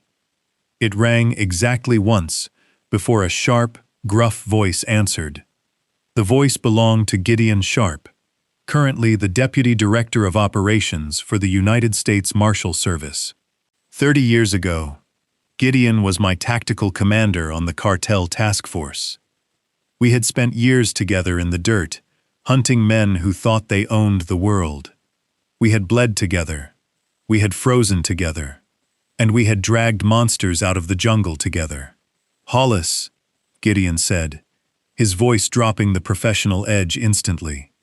I got the encrypted package you sent this afternoon. My financial team is tearing through it right now. You just handed me the offshore routing numbers for a syndicate we have been trying to nail for 5 years. Tell me you are not standing in the middle of a gunfight. I am not in a gunfight, Gideon, I replied smoothly. But I am about to host a small gathering at my property in northern Maine. Gideon let out a low rumble of a laugh, but it carried absolutely no humor. A gathering, he repeated. Hollis, do you want to tell me why you are poking a hornet's nest without backup? I gave Gideon the exact tactical situation. I explained that Damon Whitcomb, a mid-level developer laundering cash for the syndicate, had just had his assets entirely frozen. I explained that Damon was panicking, that he believed my daughter was the leak, and that he had just sent a text message threatening to come to my cabin tonight with armed men to execute us. The silence on the other end of the line was absolute. When Gideon finally spoke, his voice was completely devoid of any warmth. It was the voice of the commander I remembered. He threatened your family, Gideon stated. It was not a question. He did, I confirmed. He told Adeline, no cops, or we, are all dead. He thinks he is driving up here to terrorize a helpless old man and a frightened woman. He thinks he holds the tactical advantage because he is bringing hired muscle. Gideon let out a slow, heavy exhale. He is a dead man, Hollis. If he steps onto your property with a weapon, you have full authorization to defend your family with extreme prejudice. Do you need me to scramble a local SWAT unit to intercept him on the highway? No, I said, leaning back in my leather chair. If local law enforcement intercepts him on the highway, Damon will throw his hands up, surrender, and hire a team of elite lawyers by morning. He will claim he was just driving up here to talk. He will claim the threatening text message was a misunderstanding. He has a corrupt local judge in his pocket. He will drag Adeline through years of civil litigation, and he might actually beat the syndicate charges if his lawyers can muddy the financial waters. I do not want him intercepted on the highway, Gideon. I want him to complete the breach. You want him to step into the trap, Gideon said, understanding perfectly. I want him to breach the perimeter gate, I explained. I want him to walk up my driveway holding a weapon with clear intent to commit murder. I want it all captured on the military surveillance cameras I installed this morning. But I do not want to pull the trigger, Gideon. If I shoot him, the syndicate might send professionals to finish the job. I want him taken alive. I want him placed in federal custody so he can realize exactly what he just walked into. I want him to spend the next 40 years in a concrete box, thinking about the old man he pushed down in a grocery store. I need a specialized containment team, Gideon, I continued. I need operatives who can move silently through deep woods and execute a flawless, non-lethal takedown. I need you to drop a net on this property so tight that not even a shadow gets out. You got it, Hollis, Gideon said, his fingers already typing furiously on a keyboard. I have a rapid response tactical unit currently staged at a federal facility just 40 meters from your location. I am activating them right now. They will deploy in unmarked vehicles. They will approach your property entirely dark. They will set up a perimeter in the tree scene surrounding your house. No sirens, no flashing lights, just ghosts in the woods. I appreciate it, Gideon, I said. Tell the team leader to coordinate on frequency delta. I will monitor their approach through my perimeter sensors. Give me 90 minutes, Hollis, Gideon promised. Keep your head down. Let him walk into the box. I ended the call and set the heavy satellite phone back in the hidden drawer. The plan was set in stone. The federal machine was in motion. Damon Whitcomb thought he was driving into the dark woods to commit murder. He had absolutely no idea he was driving into a coordinated tactical ambush, orchestrated by the highest levels of federal law enforcement. I walked out of the study and back into the living room. Adeline was still sitting on the sofa, her eyes locked on the surveillance feeds. The terror was completely gone now, replaced by a quiet, staggering realization of exactly who her parents were. Marlene walked out of the kitchen carrying 2 steaming mugs of black coffee. She handed one to Adeline and offered the other to me. "The team is scrambling," I told Marlene, taking the mug. "Gideon is sending a tactical unit. They will be in the tree sign in 90 minutes. Marlene nodded, taking a slow sip of her coffee. She did not look nervous. She looked completely at peace. "It is a beautiful night for a drive," she murmured, looking out the front window at the pitch-black woods. I walked over to the heavy locked cabinet near the fireplace. I keyed in a short combination and opened the solid steel doors. Inside, resting on padded mounts, was a customized 12-gauge tactical shotgun. It was a beautiful piece of machinery, perfectly maintained and entirely devastating at close range. I pulled it out, checking the chamber and the safety with practiced fluid motions. I did not intend to use it tonight. The federal team would handle the takedown. But you never invite a wolf onto your property without keeping a weapon within arm's reach. I slung the shotgun over my shoulder and walked toward the front door. Adeline stood up from the sofa, her eyes wide as she watched me. "Dad," she asked, her voice quiet, "where are you going?" "I am going outside, sweetheart," I told her, offering a small, reassuring smile. "The air is nice, and I want to enjoy my coffee. You stay in here with your mother. Watch the screens. No matter what you hear outside, do not open this door." I stepped out onto the wide wooden porch, shutting the heavy door behind me. The night air was crisp, carrying the scent of pine needles and damp earth. The woods were absolutely silent, an impenetrable wall of darkness surrounding the house. I walked over to my old wooden rocking chair, the one I had sat in for countless quiet evenings since I retired. I sat down, resting the heavy shotgun across my lap, making sure it was completely hidden by the shadows of the porch railing. I took a slow sip of the hot black coffee. I looked out at the long, dark stretch of the gravel driveway leading to the main gate. The single dim bulb hanging above the porch cast a weak yellow glow over the wooden planks, leaving me mostly in the dark. I settled into the chair, letting the quiet rhythm of the forest wash over me. The trap was set. The perimeter was active. The federal team was moving silently through the night.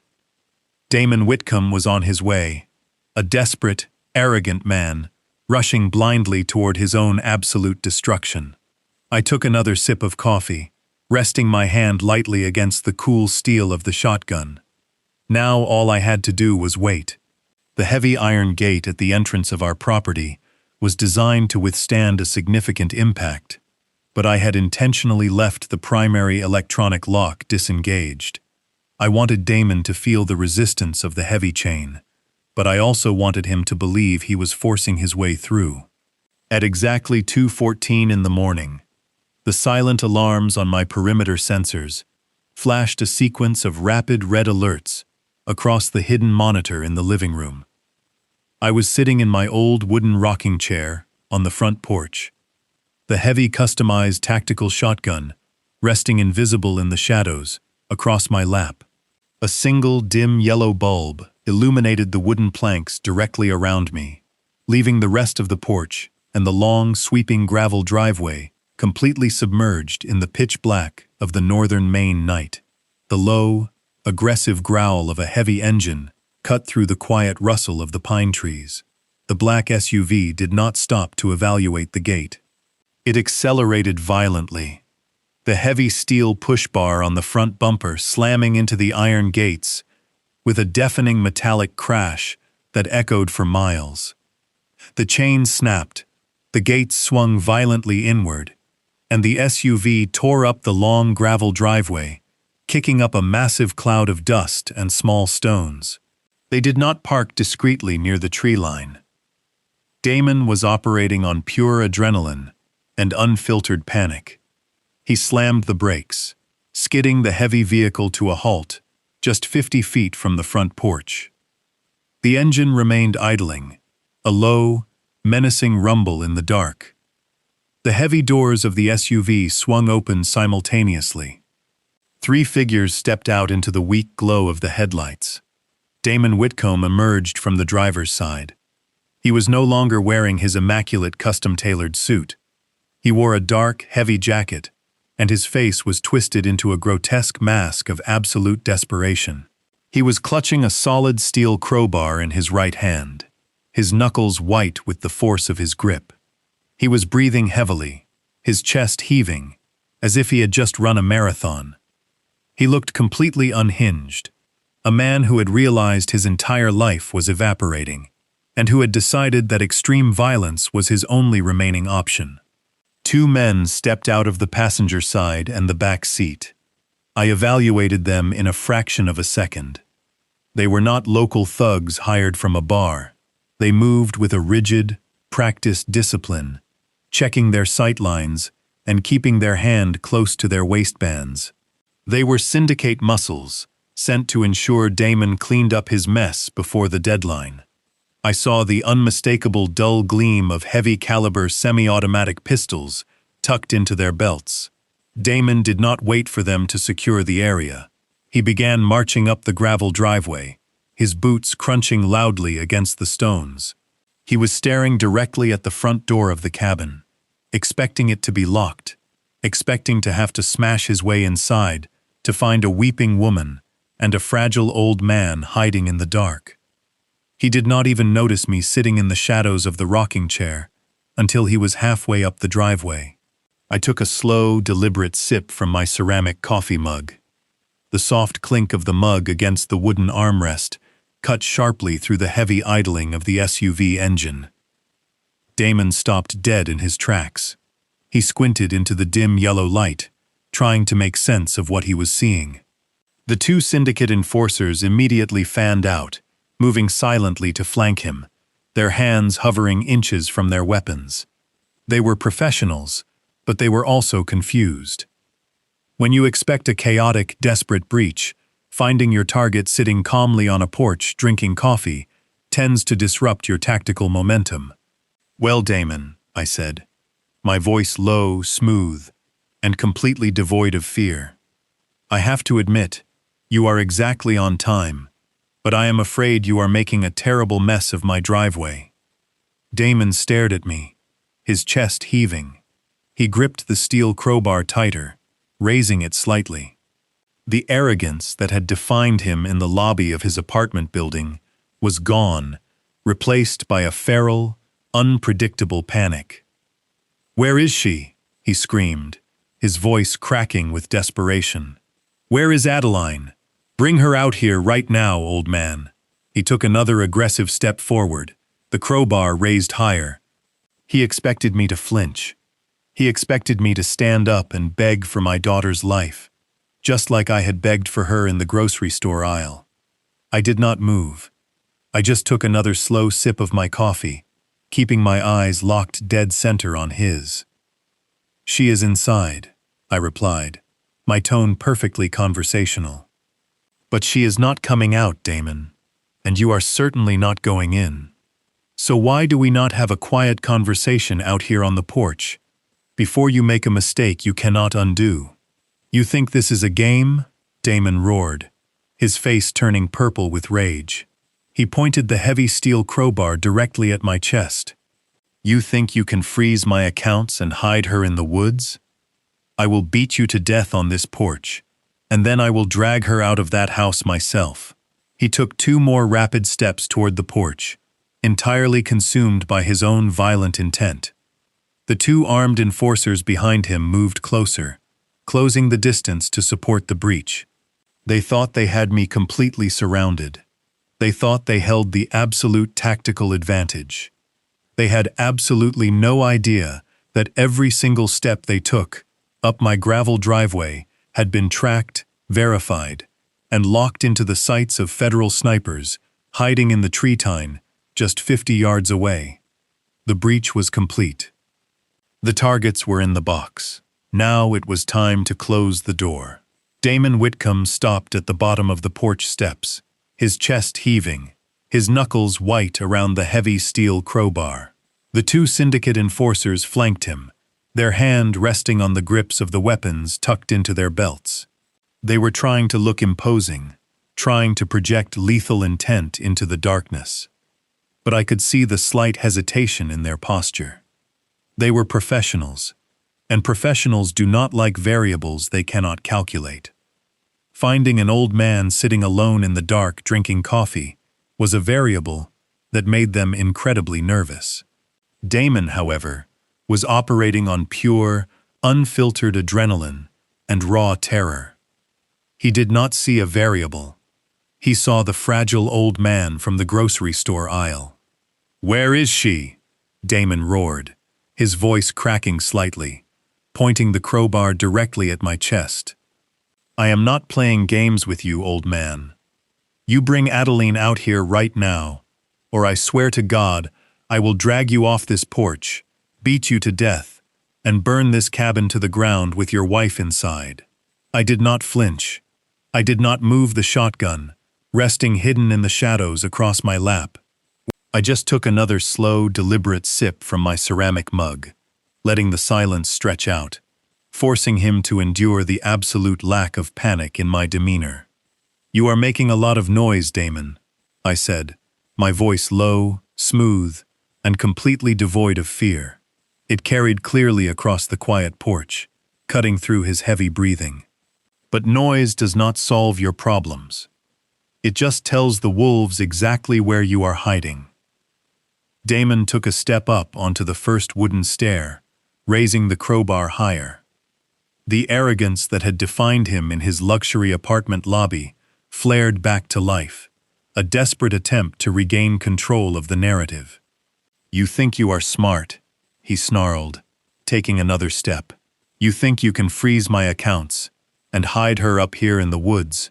I have men here. I have a weapon. I will destroy everything you love if you do not give her back to me." He took a third step, and that was as far as I allowed him to go.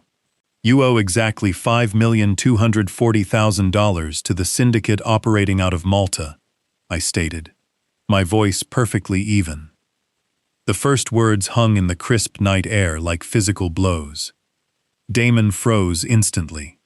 His foot halted mid-step, hovering above the fourth wooden stair. The crowbar lowered a fraction of an inch as the sheer impossibility of what I had just said slammed into his adrenaline-fueled brain. "Your primary holding entity in Nevada has been frozen under a federal injunction initiated by the Securities and Exchange Commission," I continued, reciting the facts with lethal precision. "The offshore deposits have bounced back to the Bahamian routing nodes.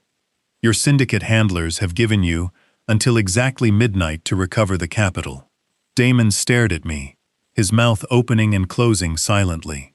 All the color rapidly drained from his face, leaving him looking like a ghost, illuminated by the single dim porch light. "And just to clarify the timeline," I added, keeping my eyes locked dead center on his. "You received that deadline call while sitting in your car, parked outside a high-end downtown restaurant, immediately after 2 of your credit cards were declined. You then sat in that vehicle crying and hyperventilating before sending a threatening text message to my daughter." The 2 syndicate enforcers behind him exchanged a rapid, terrified glance. They were hired muscles, sent to ensure a local developer cleaned up his mess. They were not briefed on the depth of the disaster, and they certainly did not expect a man sitting on a porch in the woods to recite highly classified international financial data. Damon finally found his voice, though it came out as a weak, trembling whisper. "Who are you?" I leaned forward slightly, the movement slow and completely deliberate. The weak yellow light caught the edge of my features. "I am the man who dropped a federal GPS tracker and a microscopic audio transmitter into the right pocket of your custom-tailored overcoat while you were busy shoving me to the floor in a grocery store aisle," I explained, allowing a cold smile to touch the corners of my mouth. "I am the man who has been listening to every frantic phone call you have made for the last 3 days. I am the man who handed your entire offshore laundering operation directly to the United States government." Damon physically staggered backward, his boot slipping off the edge of the wooden stair. He reached into his deep coat pocket, his hand pulling out the 2 tiny black devices I had planted. He stared at them resting in his palm as if they were venomous snakes. The realization hit him with absolute devastating clarity. He had not been fighting a terrified civilian. He had not been asserting dominance over a fragile old man. He had been a completely oblivious target, willingly carrying a federal listening post into the heart of his own criminal enterprise. "You set me up," Damon choked out, tears of pure panic welling up in his eyes. "You ruined me. They are going to kill me. They are going to kill me because of you." "You ruined yourself, Damon," I replied, my voice hardening into the cold authority of a U.S. Marshal. "You thought you could use my daughter as a human shield for your dirty money. You thought you could threaten my family and use a corrupt local judge to bury us in legal debt. You thought your money and your arrogance made you completely untouchable." I set the coffee mug down on the wooden side table. The sharp clink echoed loudly in the tense silence. "But you forgot the most important rule of the woods, Damon," I told him, the lethal certainty in my voice pinning him to the spot. "When you decide to hunt, you had better make absolutely sure you know what is waiting for you in the dark." Damon looked down at the tracker in his hand, then up at the dark, imposing silhouette of the cabin. The desperate cornered animal inside him finally snapped. He let out a primal scream of absolute terror and rage, gripping the crowbar tightly in his fist. He turned to the 2 armed enforcers behind him, pointing the heavy steel bar directly at me. "Kill him!" he screamed, his voice cracking wildly. "Kill him right now, and burn this place to the ground. We have to leave no witnesses. Kill him." The enforcers hesitated, their hands tightening on their weapons. But Damon's order was the final piece of the puzzle I needed. He had just commanded 2 armed men to commit murder on my property. He had crossed the final threshold. He had completed the breach. The variables were locked. The trap was ready to spring. I did not reach for the shotgun across my lap. I did not move from the rocking chair. I simply reached into the pocket of my flannel shirt, pulled out a small black remote control, and pressed the single red button. The single press of that small red button triggered a response that had been meticulously coordinated for the last 90 minutes. I did not move from my rocking chair. I simply watched as the trap I had built sprang shut with flawless execution. Instantly, the entire property erupted in blinding white light.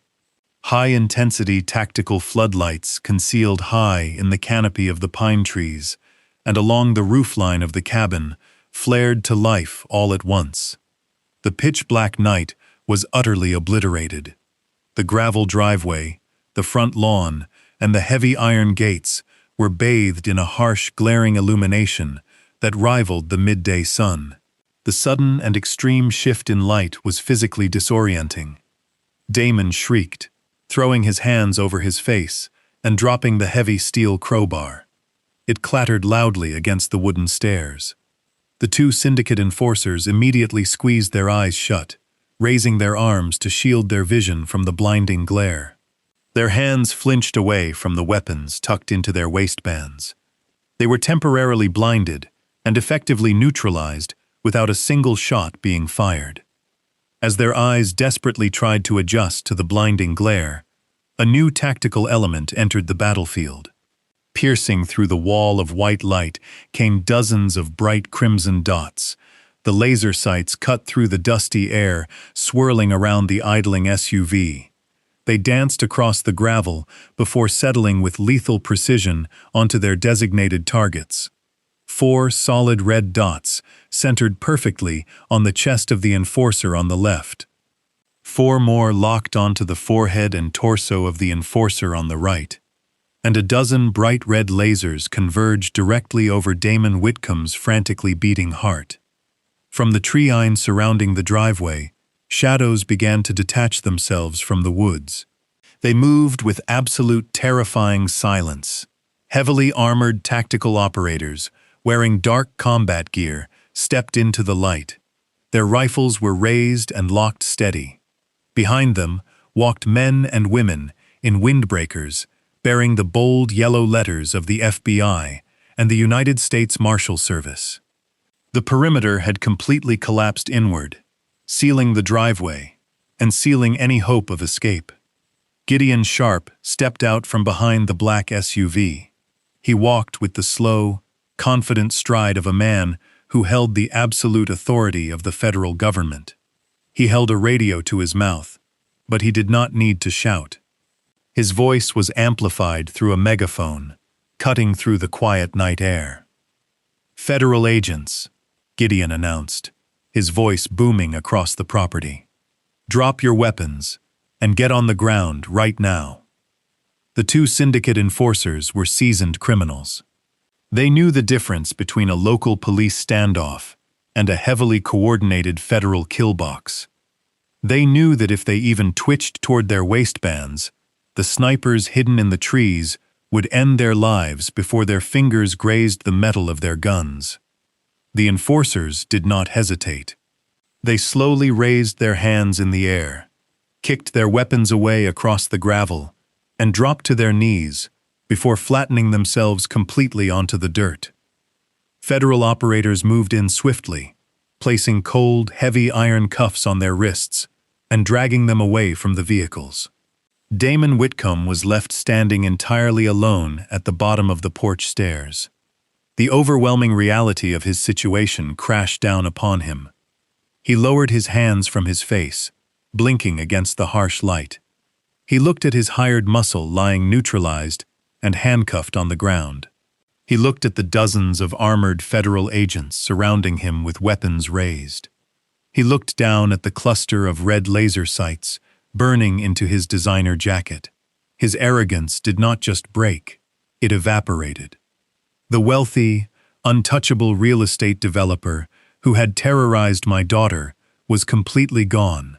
The man who had bragged about buying judges and ruining lives was entirely erased. In his place was a terrified little boy who had played a game he could not possibly comprehend. Damon let out a ragged, suffocating sob. His knees gave out. He collapsed onto the sharp gravel, landing hard on the very stones he had aggressively marched up just moments before. He wrapped his arms around his stomach, curling inward. The tears streamed down his face, dripping onto the dirt beneath him. He was gasping for air, unable to catch his breath, trapped in a state of absolute total panic. "Please," he wailed, his voice high and pathetic. "Please, do not shoot me. I am sorry. I will do whatever you want. I will give you the money. Just please, do not let them kill me." He was begging. He was offering up his non-existent empire, trying to bargain with a force he could not fight. He clawed at the gravel, pleading for mercy from the men holding the rifles. He realized in that agonizing moment that he was not just going to prison. The federal agents had him, and the syndicate would know he was the one who led the government right to their money. He was a dead man either way. I remained in my rocking chair, taking a slow sip of my warm coffee. The operation had been executed perfectly. The threat was neutralized, and my family was safe. I watched as Gideon signaled 2 agents to move forward and secure Damon. They grabbed him by the arms, lifting his limp, sobbing body off the gravel and securing his wrists behind his back. The reign of Damon Whitcomb was officially over. I stood up from my rocking chair and left the ceramic coffee mug on the small wooden table. The porch boards creaked softly under my boots, as I walked toward the steps. The blinding tactical lights still bathed the driveway in a stark white glow, casting long, heavy shadows across the gravel. Damon was on his knees, surrounded by heavily armed federal agents. His hands were bound tightly behind his back, with thick steel cuffs. He was weeping. It was not the quiet, dignified weeping of a man who realized his mistakes. It was the loud, ugly sobbing of a bully who had finally encountered a force he could not manipulate or buy. I walked down the wooden steps, taking my time. The federal operators parted silently, letting me pass. They knew exactly who I was, and they respected the unspoken protocol of the moment. I stopped a few feet away from Damon, looking down at his broken form. His expensive designer jacket, the same one where I had planted the tracking bug, was ruined, covered in the dirt and dust of my driveway. He lifted his head, his face slick with tears and sweat. He looked up at me, hoping to find a shred of pity, hoping that the frail old man he had shoved to the floor in a grocery store might still exist. He found absolutely nothing. My eyes were cold and completely empty. "You told me you were going to burn my house down, Damon," I said, my voice low, but carrying easily through the crisp night air. "You told me you were going to ruin my little girl and leave my wife rotting on the street. You thought your money made you a god, but you never stopped to ask what I did for a living before I moved to these quiet woods." Damon choked on a violent soba, shaking his head weakly from side to side. "Please," he whispered, his voice breaking into a pathetic whine. "I did not know. I swear to you, I did not know who you were. Please tell them to let me go. I will give you everything. I will disappear." "Ignorance is not a defense," I replied smoothly. "You wanted to play in the deep water with syndicate money. Now you are going to drown in it. The federal government is going to lock you in a concrete box for the rest of your natural life. And the men you stole from, the men whose money you lost tonight, they have friends inside those concrete boxes. You are not going to have a single day of peace for as long as you breathe." I turned away from him, dismissing him completely. He was no longer a threat. He was just a pathetic, broken piece of garbage waiting to be thrown away. I gave a short nod to Gideon Sharp, who stood nearby, watching the exchange with his arms crossed. Gideon nodded back and signaled his agents.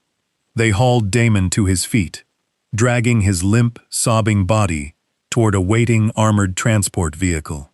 The two syndicate enforcers were already loaded in the back, silent and resigned to their fate.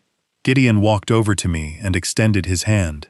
We shook firmly, the quiet respect of two old wolves who had just finished a successful hunt.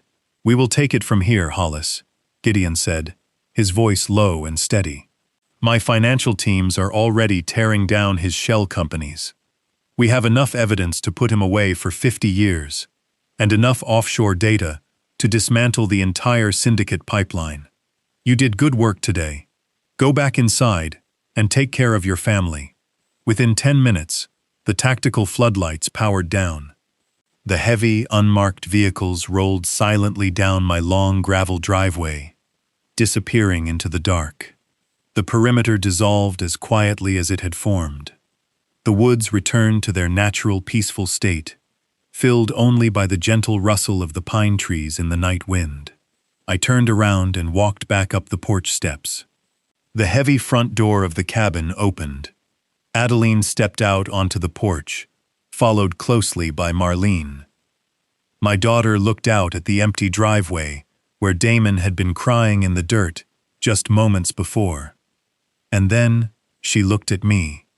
The absolute terror that had haunted her for 6 months was completely eradicated. In its place was a profound, staggering relief. She ran across the porch and threw her arms around my neck, burying her face in my shoulder. I wrapped my arms tightly around her, holding my little girl safe. "It is over, sweetheart," I whispered, resting my chin on the top of her head. "He is never going to hurt you again. I promise you that.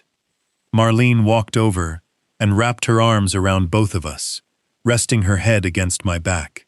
We stood there together on the quiet porch, a family unbroken and completely safe. Time has a funny way of healing things when the poison is finally removed. It has been over a year since that night on the porch, and our lives look very different now. Damon Whitcomb never even made it to trial. Faced with a mountain of federal evidence, offshore financial records, and the recorded audio from the bug I placed in his pocket, his expensive lawyers surrendered immediately. He pleaded guilty to money laundering, conspiracy to commit murder, and a dozen other federal charges. He is currently serving a 60-year sentence in a maximum security federal penitentiary. The syndicate he worked for was entirely dismantled by Gideon's task force, based on the routing numbers we provided. Adeline did not just survive, she thrived. Ellis Farrow, my old friend and brilliant lawyer, did exactly what he promised. He untangled her completely from Damon's fraudulent shell companies. He proved to the federal courts that she was a victim of identity theft and corporate fraud. But Ellis went one step further. He filed a massive civil suit against Damon's remaining frozen assets for emotional distress and financial damages. The federal courts awarded Adeline a settlement so large she will never have to worry about money again. She used that capital to move to a beautiful coastal town and open her own architectural design firm. She is independent, successful, and completely fearless. The fragile, terrified woman who packed a single duffel bag in a downtown high-rise is completely gone.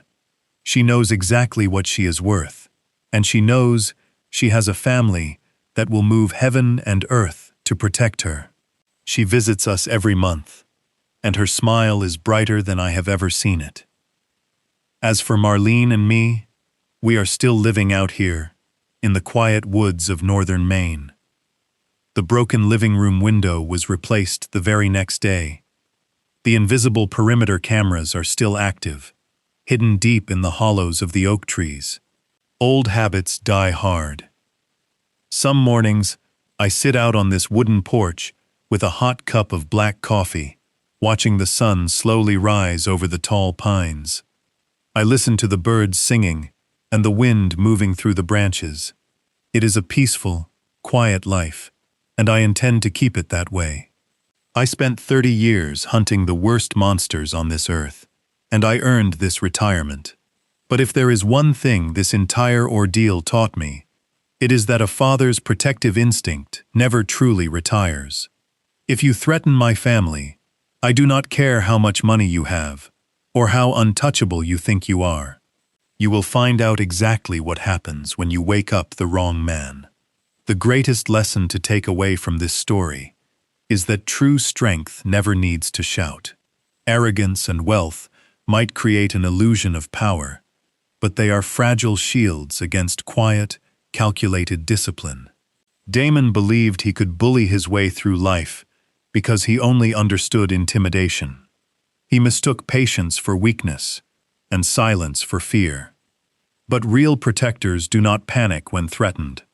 They simply assess the situation and dismantle the threat piece by piece. Always remember that the most dangerous person in the room is rarely the one making the most noise. If you enjoyed this story about a father protecting his family at all costs, please subscribe to the channel and let us know your thoughts in the comments below.